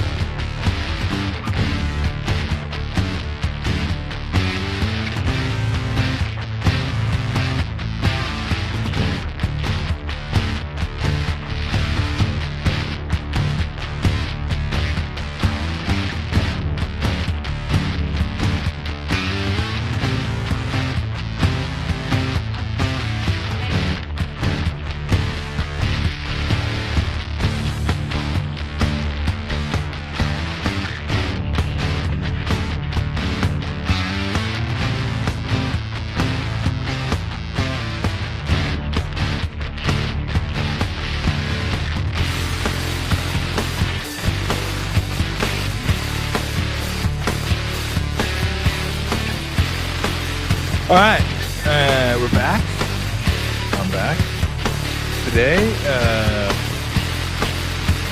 Odds and Dots, one of my favorite from Sante Adaris, unfiltered IPA. Very, very tasty. I think this is a Nelson beer. Is it Nelson? It is Nelson. Not Charles Nelson Riley. Yeah, not him. You know what I should get? My buddy sent me. That was pretty sweet. It's a Charles Nelson Riley shower curtain, and I could put it behind me. That'd be sweet. Charles Nelson Riley. I think he had the pipe and the ascot. The ascot was awesome. I love that thing. All right, we're gonna get to some questions too. I know people are wondering if I was going to take some questions. I am. We'll do it at the end of the show. So they'll put them up on screen or just give them to me, and I'll answer your questions. So To kind of wrap this up, I think, look, in my opinion, you know how I feel. I feel it's unfair to grade players of one era against the other era. I just don't think you can do it. The only way you can do it is how were you against your peers? How did you play in that era? How did you stack up in that era? It's not how you stacked up somebody that played 40 years later or how you stack up against somebody that played 40 years earlier. It's not fair. The game's totally different, which is why when people ask me who would win, the Warriors dynasty or the Bulls in the 90s, and I was like, well, what rules are we playing by? And it's a different game. Oh, Jordan didn't shoot threes. Jordan couldn't shoot threes. I go, no, Jordan didn't shoot threes. You tell me Michael Jordan couldn't shoot threes? What? You actually think Michael Jordan didn't work on a 3-point shot if that was part of today? Like Michael Jordan couldn't play today.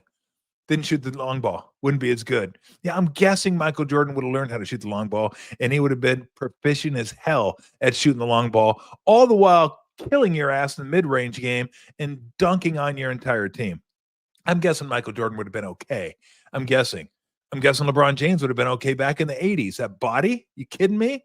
LeBron James in the 80s, how powerful he is, how physical he is, his speed, a guy that doesn't rely on the three ball. Yeah, he would have crushed it in the 80s.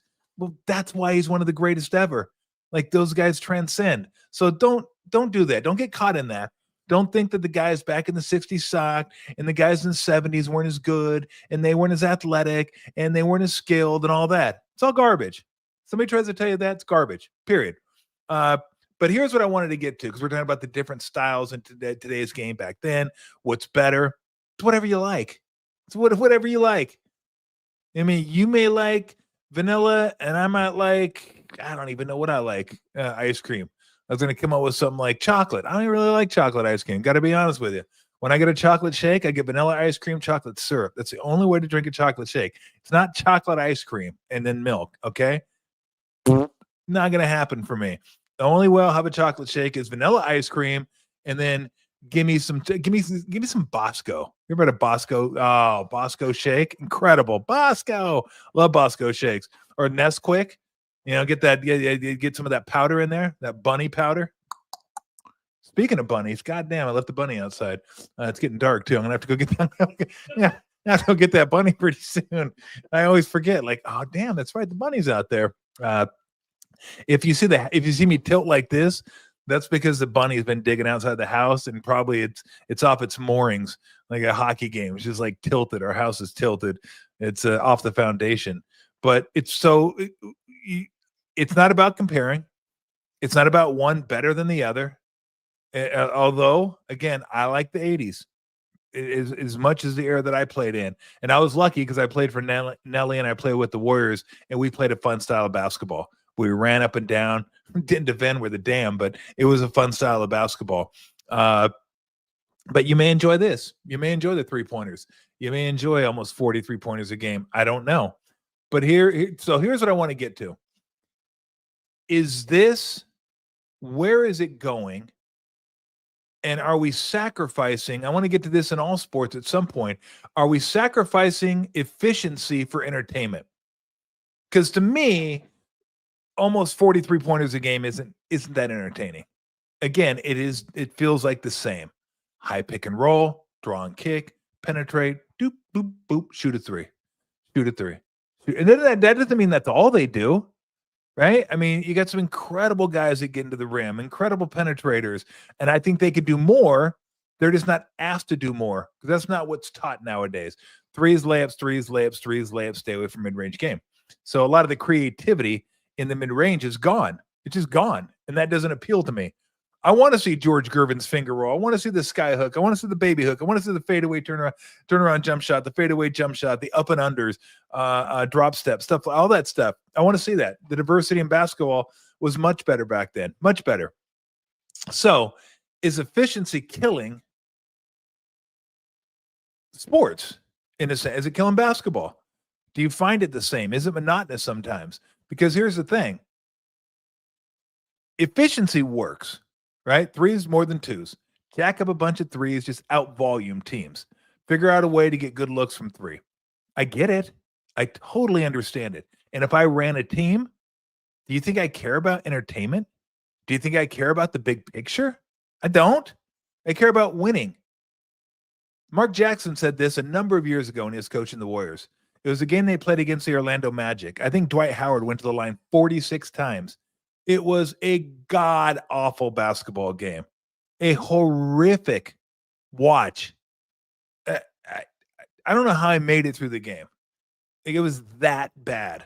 What are we going to do? Dwight Howard going to the free throw line. Think about that.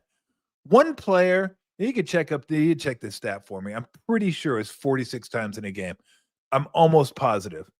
Like, it was a rough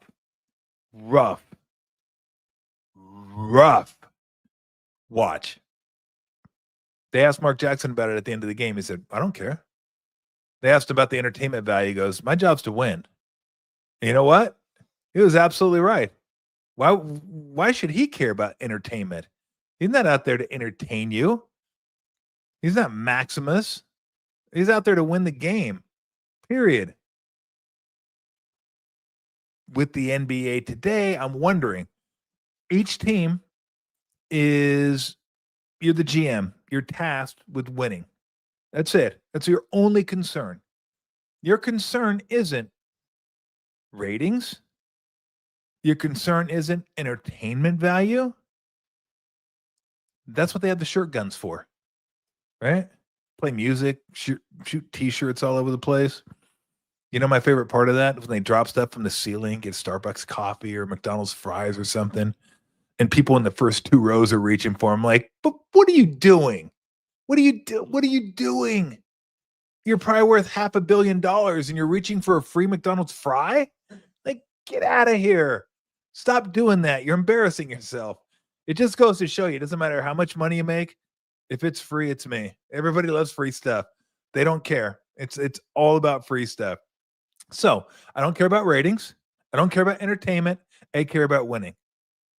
Now I got to find what's the best way for my team to win? How do I use my analytics to be the most efficient team in the NBA? What does that say? Well, right now it says shoot threes. Right now, that's the goal, to out 3-point the other team. I just read you that stat, small stat. It's probably skewed a little bit. 17-2 the last 19 games. There are some games that were tied, like 7 3-pointers each, 13 3-pointers each, stuff like that. But if you out 3-pointers somebody, you're 17-2. I don't think it's that severe in the NBA, but I'd be surprised if it wasn't 65%, maybe 70%. If you make more threes than the other team, you win. So how do you get more threes? How do we create more threes? How do we do that? That's the issue. So I'm at the point where, again, I still like the game.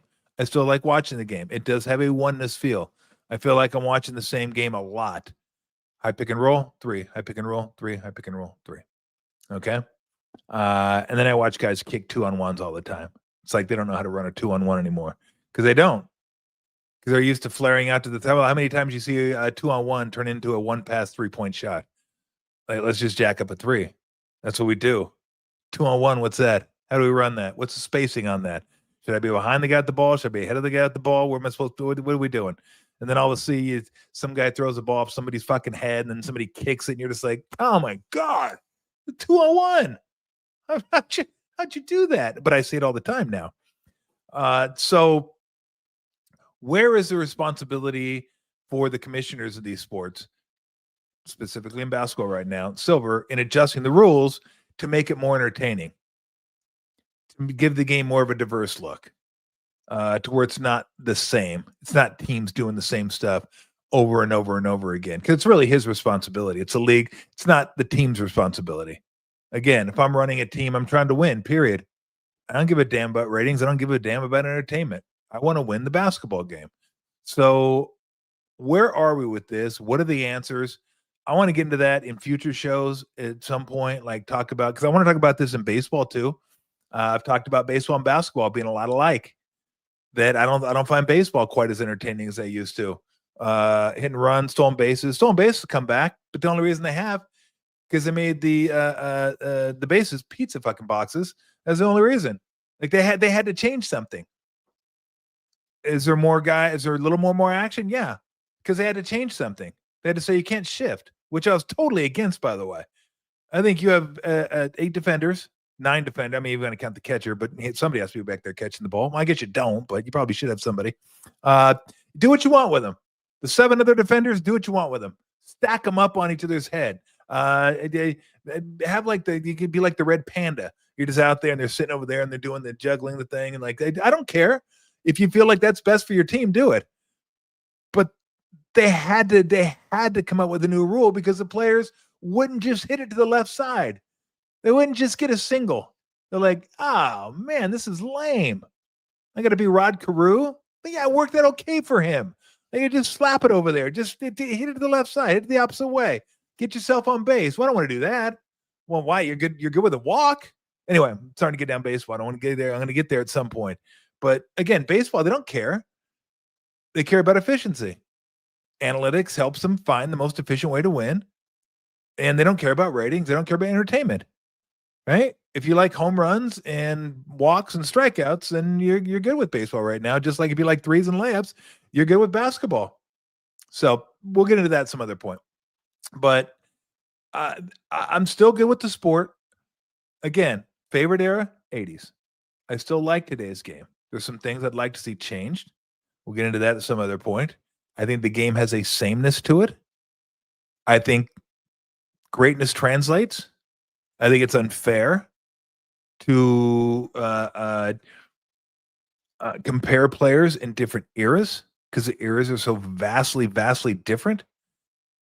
But ultimately, I think you have to change because I don't know where the game's going. 53 is a game? 63 is a game? Don't know. So there you go. A lot of information today. Probably too much, huh? I felt like, damn. I actually did some research on this and was like, I felt like a full day work. No, I actually liked it because I like talking hoops. And I like, everybody knows that listens, know that I love talking sports. So did you ever find that Dwight Howard stat, like how many free throws he shot? How many did you shoot, Max? 39. Okay, I was off. I thought 46 sounded like a lot, but guess what? 39 is still a lot. He shot 39 free throws in that game. 39. So let's see. 45. No. He had 39 points. How many free throws did he shoot? Okay, there it is. Free throw attempt. Okay, got it. He did it twice. Wow. He did it with the Lakers too? I don't remember that one. Like the next year. Oh, okay. I mean, 39 free throw attempts in a game by a team is absurd. One player? Wow. I mean, that is just 21 of 39. Holy smokes. God, that was like a good month for me. 39 free throws. I might not even get 39 free throws. I probably would. 15 games. I think when I was with the Warriors 1 year, I averaged like 4 or 5 free throws a game. Maybe not that many. Maybe 4. I don't know. But God, 39 free throw attempts. That's absurd. All right, let's go ahead and do some questions. I know some people threw Max and Daniel some questions or texted them or whatever the hell you guys do. But yeah, we want to do this at the end of shows or maybe once a week. And maybe at the end of every show, I'll just say, okay, let's do some questions. Now, go ahead. Serious first? You want serious? Or I don't care. Serious, funny. You go ahead. Just tell me what you got. Okay. Let's see the first one here. We're going to do Jimmy Butler question. Okay. The acquisition of Jimmy Butler, does Tom think the Warriors will do in the offseason? Player trade, get another very good player to make one more run? Look, I don't know. And these type of questions, I got to be honest. Appreciate you listening. Drive me a little nuts. Like, let's worry about this year before we get to the offseason. Like, people start jumping. Like, hey, what do you think we should do next year? Let's finish this year first. Let's try to get through this year. I think they have a shot at the 6th seed this year.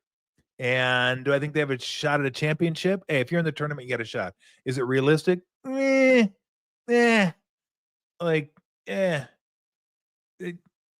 still think it's OKC. I still think OKC is a squad. Lakers are playing great, but hey, since Jimmy Butler showed up, they've been playing some really good ball. Jimmy Butler's what this team needed, even more so than I thought. He doesn't turn the ball over. He's a smart, high IQ basketball player. He's different from everybody else. He's not a 3-point guy. He's a mid-range, get to the bucket guy, draw fouls guy, stuff they didn't have. And I do know this. Joe Lacob, Mike Dunleavy, those guys will always try to make the team better. Joe isn't about like, hey, let's save the money here. They're always going to try to give, especially when they have Steph. As long as Steph's here, they're going to give it a shot to win a championship.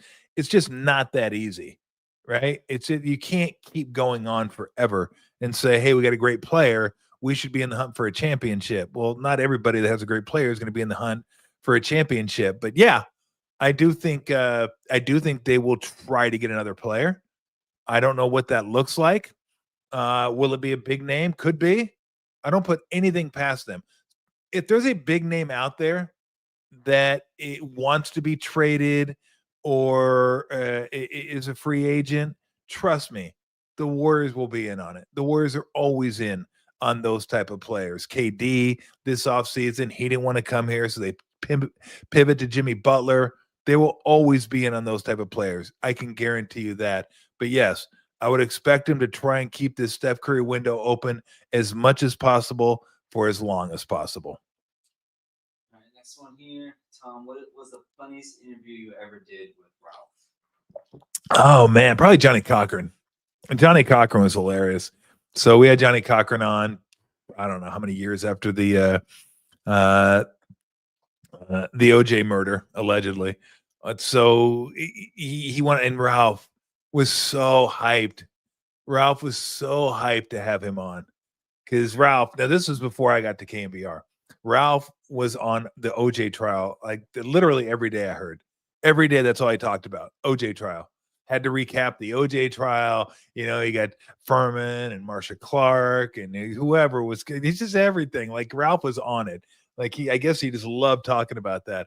So I knew when we had Johnny Cochran on, so I just kind of stayed out of the way on this one. I like maybe asked a couple questions. I'm like, look, you go ahead, do your thing. I know you're fired up to do this. I'll just sit back and watch. And so I asked Johnny some questions. You know, I think he had the new show on True TV or something like that.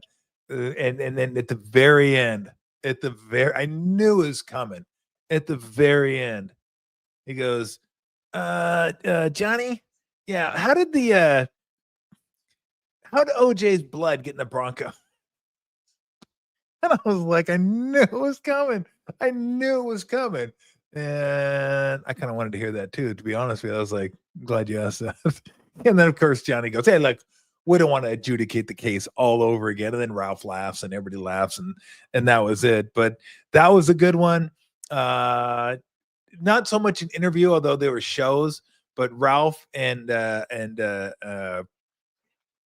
Sabian were good. I mean, they got like there are certain interviews that Ralph would do. I'd just stay out of the way. I'd be like, okay, out. I'm just going to listen to them because these are absolutely incredible. But I don't even know like the most funny interview that I've ever done. I try to bring a certain amount of laughter to every interview that I do, but I remember the ones that Ralph did more than the ones I do because I was listening. I was like a fan, except I got paid. I just sat there in the chair and I was like, I'm getting paid just to listen to Ralph try to grill Johnny Cochran. Good times. That was good times. Good memories. Next one, asking about the per diem back in the day for the boys on the road. God, that is a great question. I don't know exactly what it was, but it was probably something like low 20s a day, maybe. Because I'm thinking maybe for like a 8-day road trip, maybe get a couple $100, 180, something like that. So it's like 25, 24. It wasn't that much. It wasn't like you're going out to a fancy restaurant eating, unless you just wanted to eat one meal. And again, just to give you an idea of how much it's changed today. So when I travel with the Warriors during the playoffs, they'll have a ballroom set up. We'll go down there for breakfast and whatever you want, right? They got the pancakes, they got the bacon, they got the turkey bacon, they got the French toast, they got the fruit smoothies, they got the omelet station, the bagels. everything. Anything you want, you got it. Go down there for breakfast, fix it up, and you're good to go.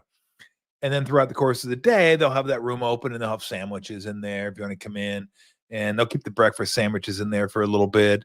And then at the end of the day, like when we're on the road, you got to eat every night, or pretty much every night.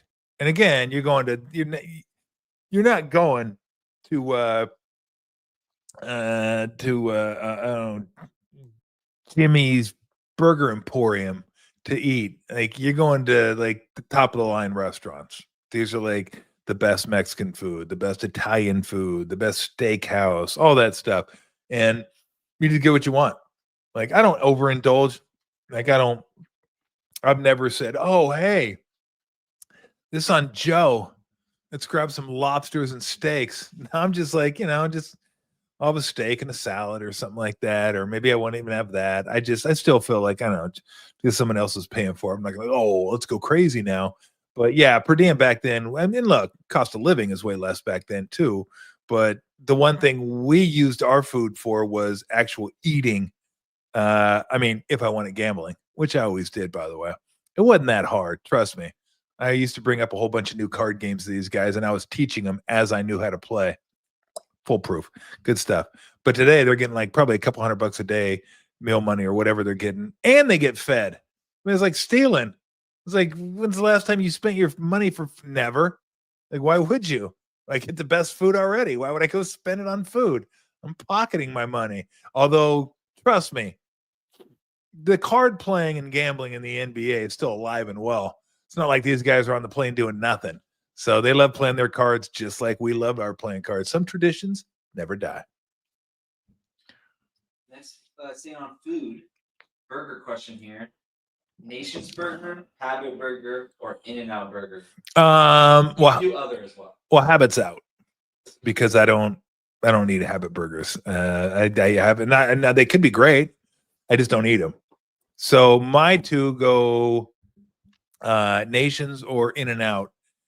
And I got to go Nations. I love In-N-Out. In-N-Out's great. Depends on what you want to. Like a Nations is a bigger burger. It's just it's a heftier, heartier burger than In-N-Out. Downside of In-N-Out, lines are, I mean, extremely long all the time. And if you go to the one in Oakland, you could be jacked. Well, that's why it's closed. So that one's closed. No more In-N-Out over there. So that kind of sucks because I did enjoy that one. Although I didn't get jacked, so I should be happy about that. But we go over there occasionally and get In-N-Out. Nation's on the other side of town, which even though it's Alameda, it's not that far away. It still takes you feels like half a day to get across town here in Alameda. But I love it. I love Nation's burgers. Big thick slice of onions on there. Get the fresh onions. The burger's incredible. Fries are good there. You get the pie, of course. Of course, at Nations you get pie. But if I had to rank them, I got to put Nations just ahead of In-N-Out. And I do love In-N-Out. Like, I'm not going to be mad. If you go, where do you want to go? I'd probably say pick one. I'm not going to be mad. And then Habit, I haven't had Habit enough. Maybe if I had more, but you have a burger. And again, we have Scolari's here in Alameda, and Scolari's tops all of them. It's not a burger shop, but Scolari's is amazing. They have amazing burgers. So I don't want to try something new, which I could if I wanted to with Habit. But you're gonna have a burger. You're cramming 800 calories in your pie hole. You don't want to waste it. So I just go with what I know. It's like when my family says, "Hey, you want to get like Domino's or Little Caesars?" I'm like, "No, I want pizza. I don't want that. I don't want to waste my calories on bad pizza. Like give me good pizza, then I'll waste my calories on. It's not wasting it. I like this is good. I love this pizza. I don't want to waste it on bad. Like I just won't do it. That's why I don't drink crappy beer. If I'm going to drink beer and it has a certain amount of caloric intake, I don't want to waste it on beer. It's like, it's okay. No, give me some good beer. That's why I drink good beer. That's why I am a beer snob, and I'll always be a beer snob. That's why I drink Sante Darius. That's why I go to field work. That's why I go to these places. All right. That's why I pay $5 a can for a beer, which my dad would have a heart attack if he were alive. I'm surprised he doesn't wake up just to have a heart attack and then die again. Like, are you shitting me? $5 for a can of beer. We went to a Giants game one time as a playoff game against the Marlins, and I was buying the beer. I go, Dad, let's go get a beer. He goes, okay, go up there and get a beer. This is back when they weren't that expensive, like $6-7, right, for a 16-ounce beer. And he goes, he's from Alabama, so he still kind of kept some of the twang. Are you shitting me, boy? I was like, no, Dad. It's like, that's the price of beer. Shit. I don't even want it. Dad, I'm paying for it. You're not paying for it. Well, shit. I don't even want you to pay for it. But I am. I'm going to get a beer. Can I buy you a beer? I'd like to buy you a beer. Can I buy you a beer? It's my money. I got it. Don't worry. So it was back when I was playing. I was like, I had money. I was like, cool. Nah, I don't know.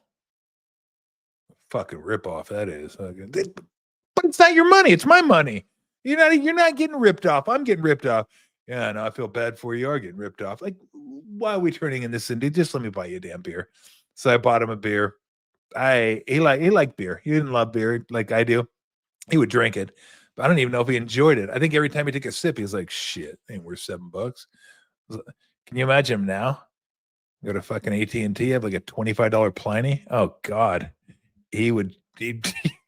Again, he would die if he hadn't already passed. And I love you, Dad. You are the best. I love you so much. But man, that dude, I would give $100 to for his birthday, and I'd give him $100 the next year on his birthday. And, he would wrap. You know what he would wrap around the 100 I just gave him for his birthday. The other 100 I gave him last year. I'm like, Dad, fucking spend it, okay? Okay, I'll get you more if you want. Like, if you want to go do stuff, like it's to spend. Well, for a rainy day, I'm like, what? What rainy day? First off, $100 isn't good enough for a rainy day. Was it drizzling? Like, just spend the money, please. Go play Pie Gow. Go play craps. He liked to play craps over at this local joint. I was like, just spend it, please. And that's not like that's all I would give him. I'd just give him kind of a symbolic 100. And then, we'd go gambling. I'd pay for his, here's a couple hundred, here's that, and here's that. But I swear, he'd take the 100 out of his wallet, and Ben's like squinting, as the old joke would go. He's like, damn. So the sunlight looks like he did not want to spend money, man. That was him. So yeah, he was appalled by a $7 beer. This question is: has anyone ever seen Ray Ratto without a sweater? Yeah, I've seen him in a collared shirt before. Doesn't happen often. But yeah, I've seen Ray just wearing a collared shirt. He'll be on Friday. We're gonna do the backyard again if it's not too cold. If it is, we'll just do it in here. I'm not gonna sit out there and freeze. I'll tell you that. It's a little chilly. I admit it's a little chilly this week. Let's see what we got for Friday. Weather-wise, Friday's supposed to be 60. Okay, we're good. We're good. Sunny, solid. We have any wind? Oh, we're good. Just got to stay away from the gardeners again. So, last time the gardeners came, I go, oh, hey guys, we're just wrapping up, and there, just make sure you get the backyard, because they came in and they didn't mow. So now my grass is like yay high.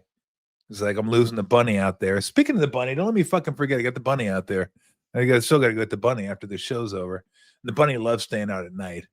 Bunny's like, oh, when you used to be able to go on it, like your parents told you go on a sleepover, and then at the last minute they go, oh, you can't. You're just like, that's the bunny. I think the bunny's thinking, I get to stay out here. Oh, this is sweet. Sleep over in the backyard. Yeah, that big bald fucker's coming. He's gonna grab me. Take the bunny, put her up in her cage, but she's probably done something out there she's not supposed to do. Okay, another one here. What is your favorite IPA? Oh, I don't have a favorite IPA. I don't. That's like, I mean, that's the one thing I was gonna try to come up with some kind of fun joke. Like, that's like asking me my favorite pizza, and then I was like, oh, but I can name my favorite pizza. That's like asking me my favorite player in the 80s, but I can name my favorite player in the 80s. That's like asking me my favorite burger. I just did name my favorite burger. I was trying to come up with something that I couldn't name my favorite. Like, that's like asking my favorite kid. I can't name my favorite kid. Actually, I can't. I don't have a favorite IPA. I drink IPAs, I drink pale ales, I drink lagers. Those are the three. I'm drinking a Sante Adaris. I go to Fieldwork. I love Barry over at Fieldwork. I love Bear Bottle. I love Cellar Maker. Ghost Town's coming to Alameda. I want to go check them out. I might go check them out like this week sometime because they're like 3 miles away. So I can't wait to head over to Ghost Town and check them out. So those are some of my favorites.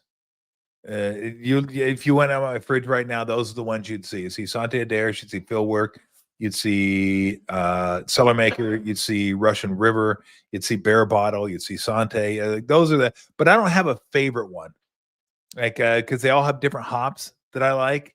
Whether it be like the New Zealand ones, the Nelson, the Ruaka, or Citra, Simcoe, Mosaic, all those. I love those. So it just depends. But I don't have one that I like. Like I'll never go. Like one of my favorite beers of all time is a pale ale, Tiny Dankster. I drank it last week. I love Tiny Dankster. It's one of my favorite beers of all time over at Cellar Maker.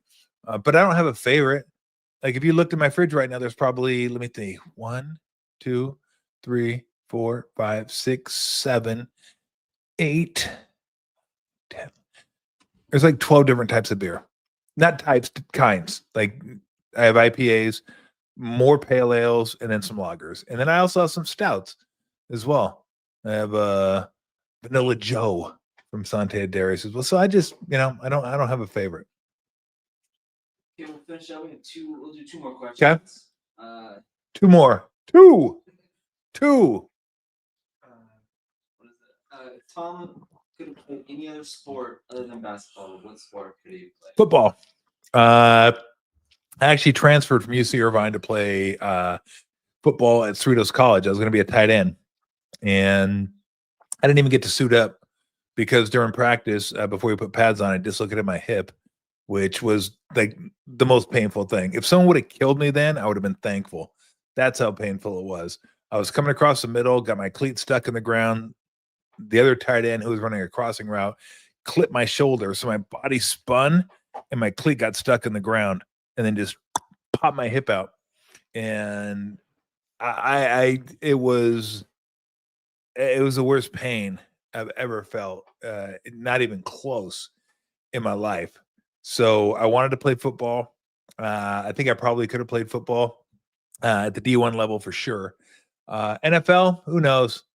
It would have depended a lot on like, could you stay healthy? How much do you like the contact? All that stuff. There's a lot of times you go play a sport and you're like, damn, these dudes are banging out here. That might be a little too much for me. But I did like physicality. I loved it in basketball. So probably I love baseball too, though. But I wasn't. I couldn't hit. Like I could, but maybe it had to do with like I didn't have contacts in. That hurt.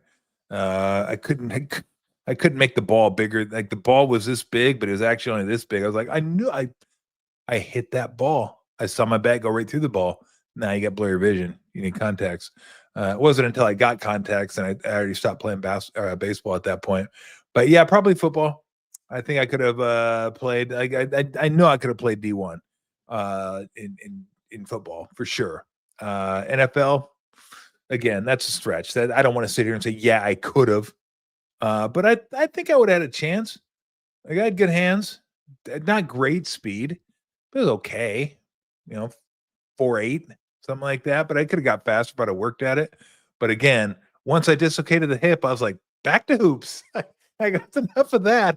I don't need any more of that because I'm not like I love entertaining. I love being funny, all that. Like I said, if someone would have killed me, I would have been thankful at that point because it was the most pain. People were walking by me, looking at my hip, going, ugh, because it was sticking out my ass. And it wasn't like sticking out, like it didn't break the skin, but you could see it form around the hip. Like, so it was in my ass right here. And you could it would stick out. Like that's where the hip was. And I was like, oh.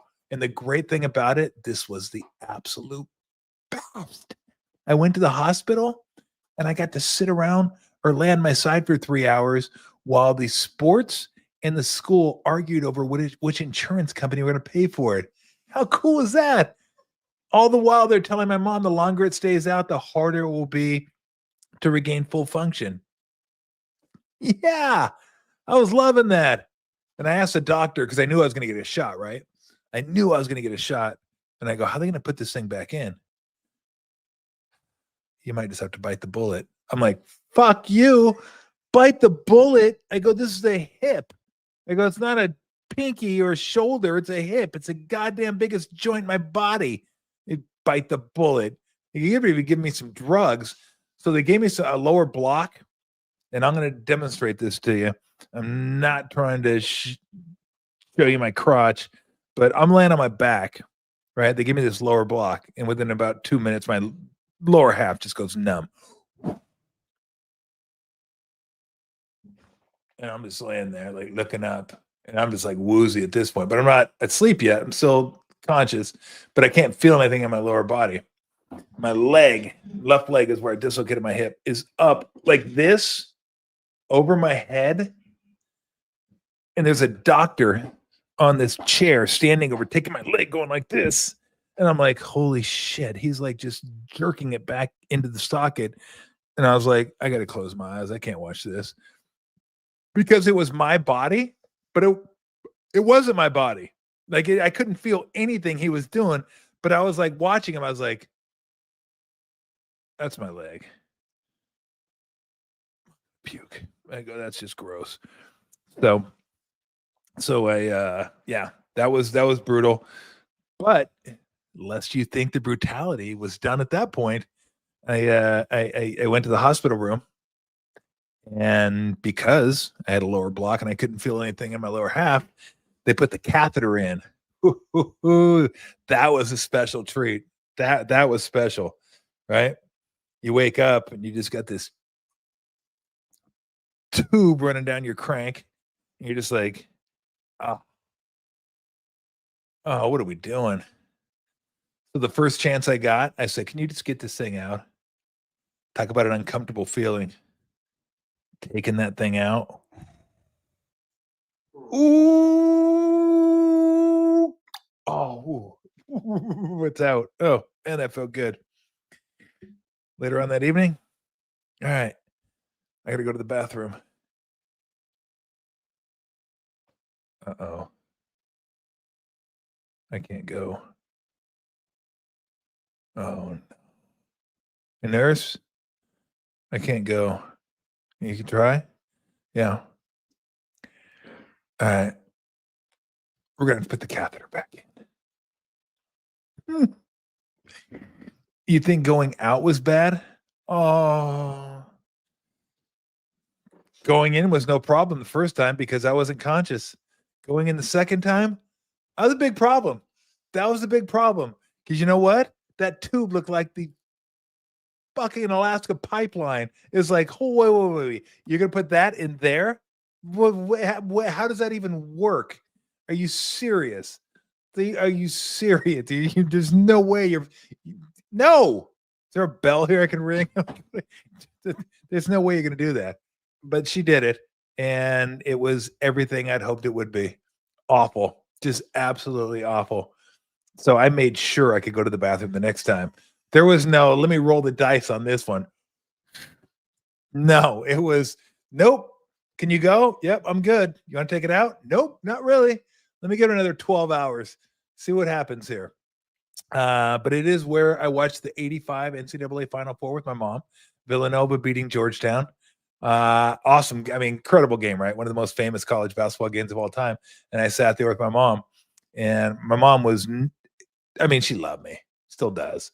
But she was not very happy with me because I gave up my scholarship to Irvine to go back and play football. And she's like, you giving up a scholarship? I go, Mom, it's going to be okay. I got you. I got this. Don't worry about it. And then I was in the hospital. I was like, hope I got this. Hope I got this. So I was walking like 6 weeks later, though. I mean, limping around. I probably shouldn't have been. I was supposed to use a crutch, but I did. And then I played basketball, and then I went to Arizona. Then I went to the NBA for 7 years. So as I told my mom, I got this. All right, last question. Okay, last question. People want to know, Where is the AC/DC shirt? You know what? The AC/DC shirt people are asking about that I used to wear when I was working with Copes on KBR, it was just in tatters, right? It was absolutely in tatters. It was like a type of shirt you would find if you walk through an Oklahoma town after a tornado just ripped through it. You'd be like, "Oh, look at this damn shirt, man! It's brutal." Like that's what that was bad. And I looked for it. I don't know if I threw it away or I'm gonna look harder because I will. I'll wear it for you. I got it. It's a bad shirt. I mean, it's a brutal shirt, but I will wear it. I have other AC/DC shirts, but it's not the same, right? I know what you're talking about. It has no collar. It has holes in it everywhere. I think there's some moths that probably got after it after a while. So I will look for that shirt. If I find the AC/DC shirt, I will wear it next week. I sure as hell ain't wearing it outside. Okay. Because these nipples will become ice cutters. Like there's just no way I'm wearing that thing outside because I'll be freezing my ass off out there. So, but I'll wear it. I'll wear it for you. I will definitely try it out. I'll try it. I'll get it on and we'll be good to go. So, all right. That'll do it. We've, what time is it? 6. Good Lord. We went 2 hours. Holy mackerel. 2 hours, just like I do a little research and I get going, and there you go. So this week, hopefully, we're still working around some guests. Like I do want to. There's some people that I want to have on that we'll get on eventually, but we're gonna have Ray Ratto on Friday. So Ratto will be on Friday. Tomorrow will be on at 1, and I think that's the time we're gonna try. We're gonna try to go at 1, but I will say this. Mondays may be a little difficult because I do want to play golf. I don't want to get into this whole thing like, oh, this is what I'm got to be on at 1, got to be on at 1. I did that for 28 years. Like if I wanted to go golf on Mondays, it was tougher. But so it could be later. We could do 4-1-4. I'd like to do Friday a little later too, as it gets lighter outside, as it gets warmer. Kind of a happy hour type deal. We get out there around maybe 4 and hang out there. But again, we're going to do 3 shows a week, one way or the other. And this was a little longer than I anticipated, but I get going talking about stuff that I enjoy. And we'll try to answer questions at the end of each show. So if you guys have any questions at all, okay, I don't really even care what it's about. You could ask me anything, like what's your favorite beer? What's your favorite pizza? Who's your favorite serial killer? Like, I mean, anything you want to ask. I mean, I'll have an answer for you. Like I study all this stuff, so I watch a lot of TV. What's your favorite battle? World War II. Probably have to do a little digging on that one, but I do love World War II documentaries. Historical documentaries are the best. I love those things. So we'll just keep this thing rolling, man. Have a good time, have some beers, talk some sports, do all that kind of stuff. And the guest will do the same thing. So everybody have a great evening. Thank you very much for stopping by. I appreciate it. If you want to like, subscribe, whatever. Again, I was telling Max and Daniel, I was like, should I say that? I don't really want to. They're like, don't worry about it. We got it on the screen. Because I don't want to be that guy, right? That fucking yo-yo. It's like, oh, smash, smash, smash, smash, smash. Like, it's like, if you do that too much, I'm like, now I don't want to do it. Even if I like your show, I don't want to do it. Because you're annoying me. And I'm just like, nah, I'm not going to do. You're telling me to do it? Well, fuck you then. I don't want to do it anymore. It's like when a parent tells you to do something, you're like, well, I don't want to do it. Now that you told me to do it, I was going to do it. I was going to read on my own. But now that you suggested reading, I don't want to read anymore because you told me to do it. So look, if you like it or you want to subscribe, do that. But I do enjoy having you guys here. And it's fun talking sports and it's fun doing this. We'll continue doing it 3 times a week. And we'll let you know on Twitter and the platforms like when the show is going to be. If the show is going to be later or it's going to be moved to a different day, we'll alert you and let you know. So you're not like wondering where the hell we are. I mean, look, one of these times I'm going to probably be in a ditch somewhere. So you're like, you need to be like, well, the show's over. Okay. It's done. But if I'm alive, we will let you know when the show is and what day it's going to be. So thank you very much to Max, Daniel. You guys are the best, man. I'm so happy these guys are doing this with me. Makes a lot of fun.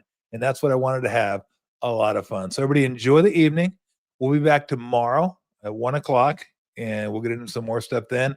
And then Friday, we might do something Thursday too.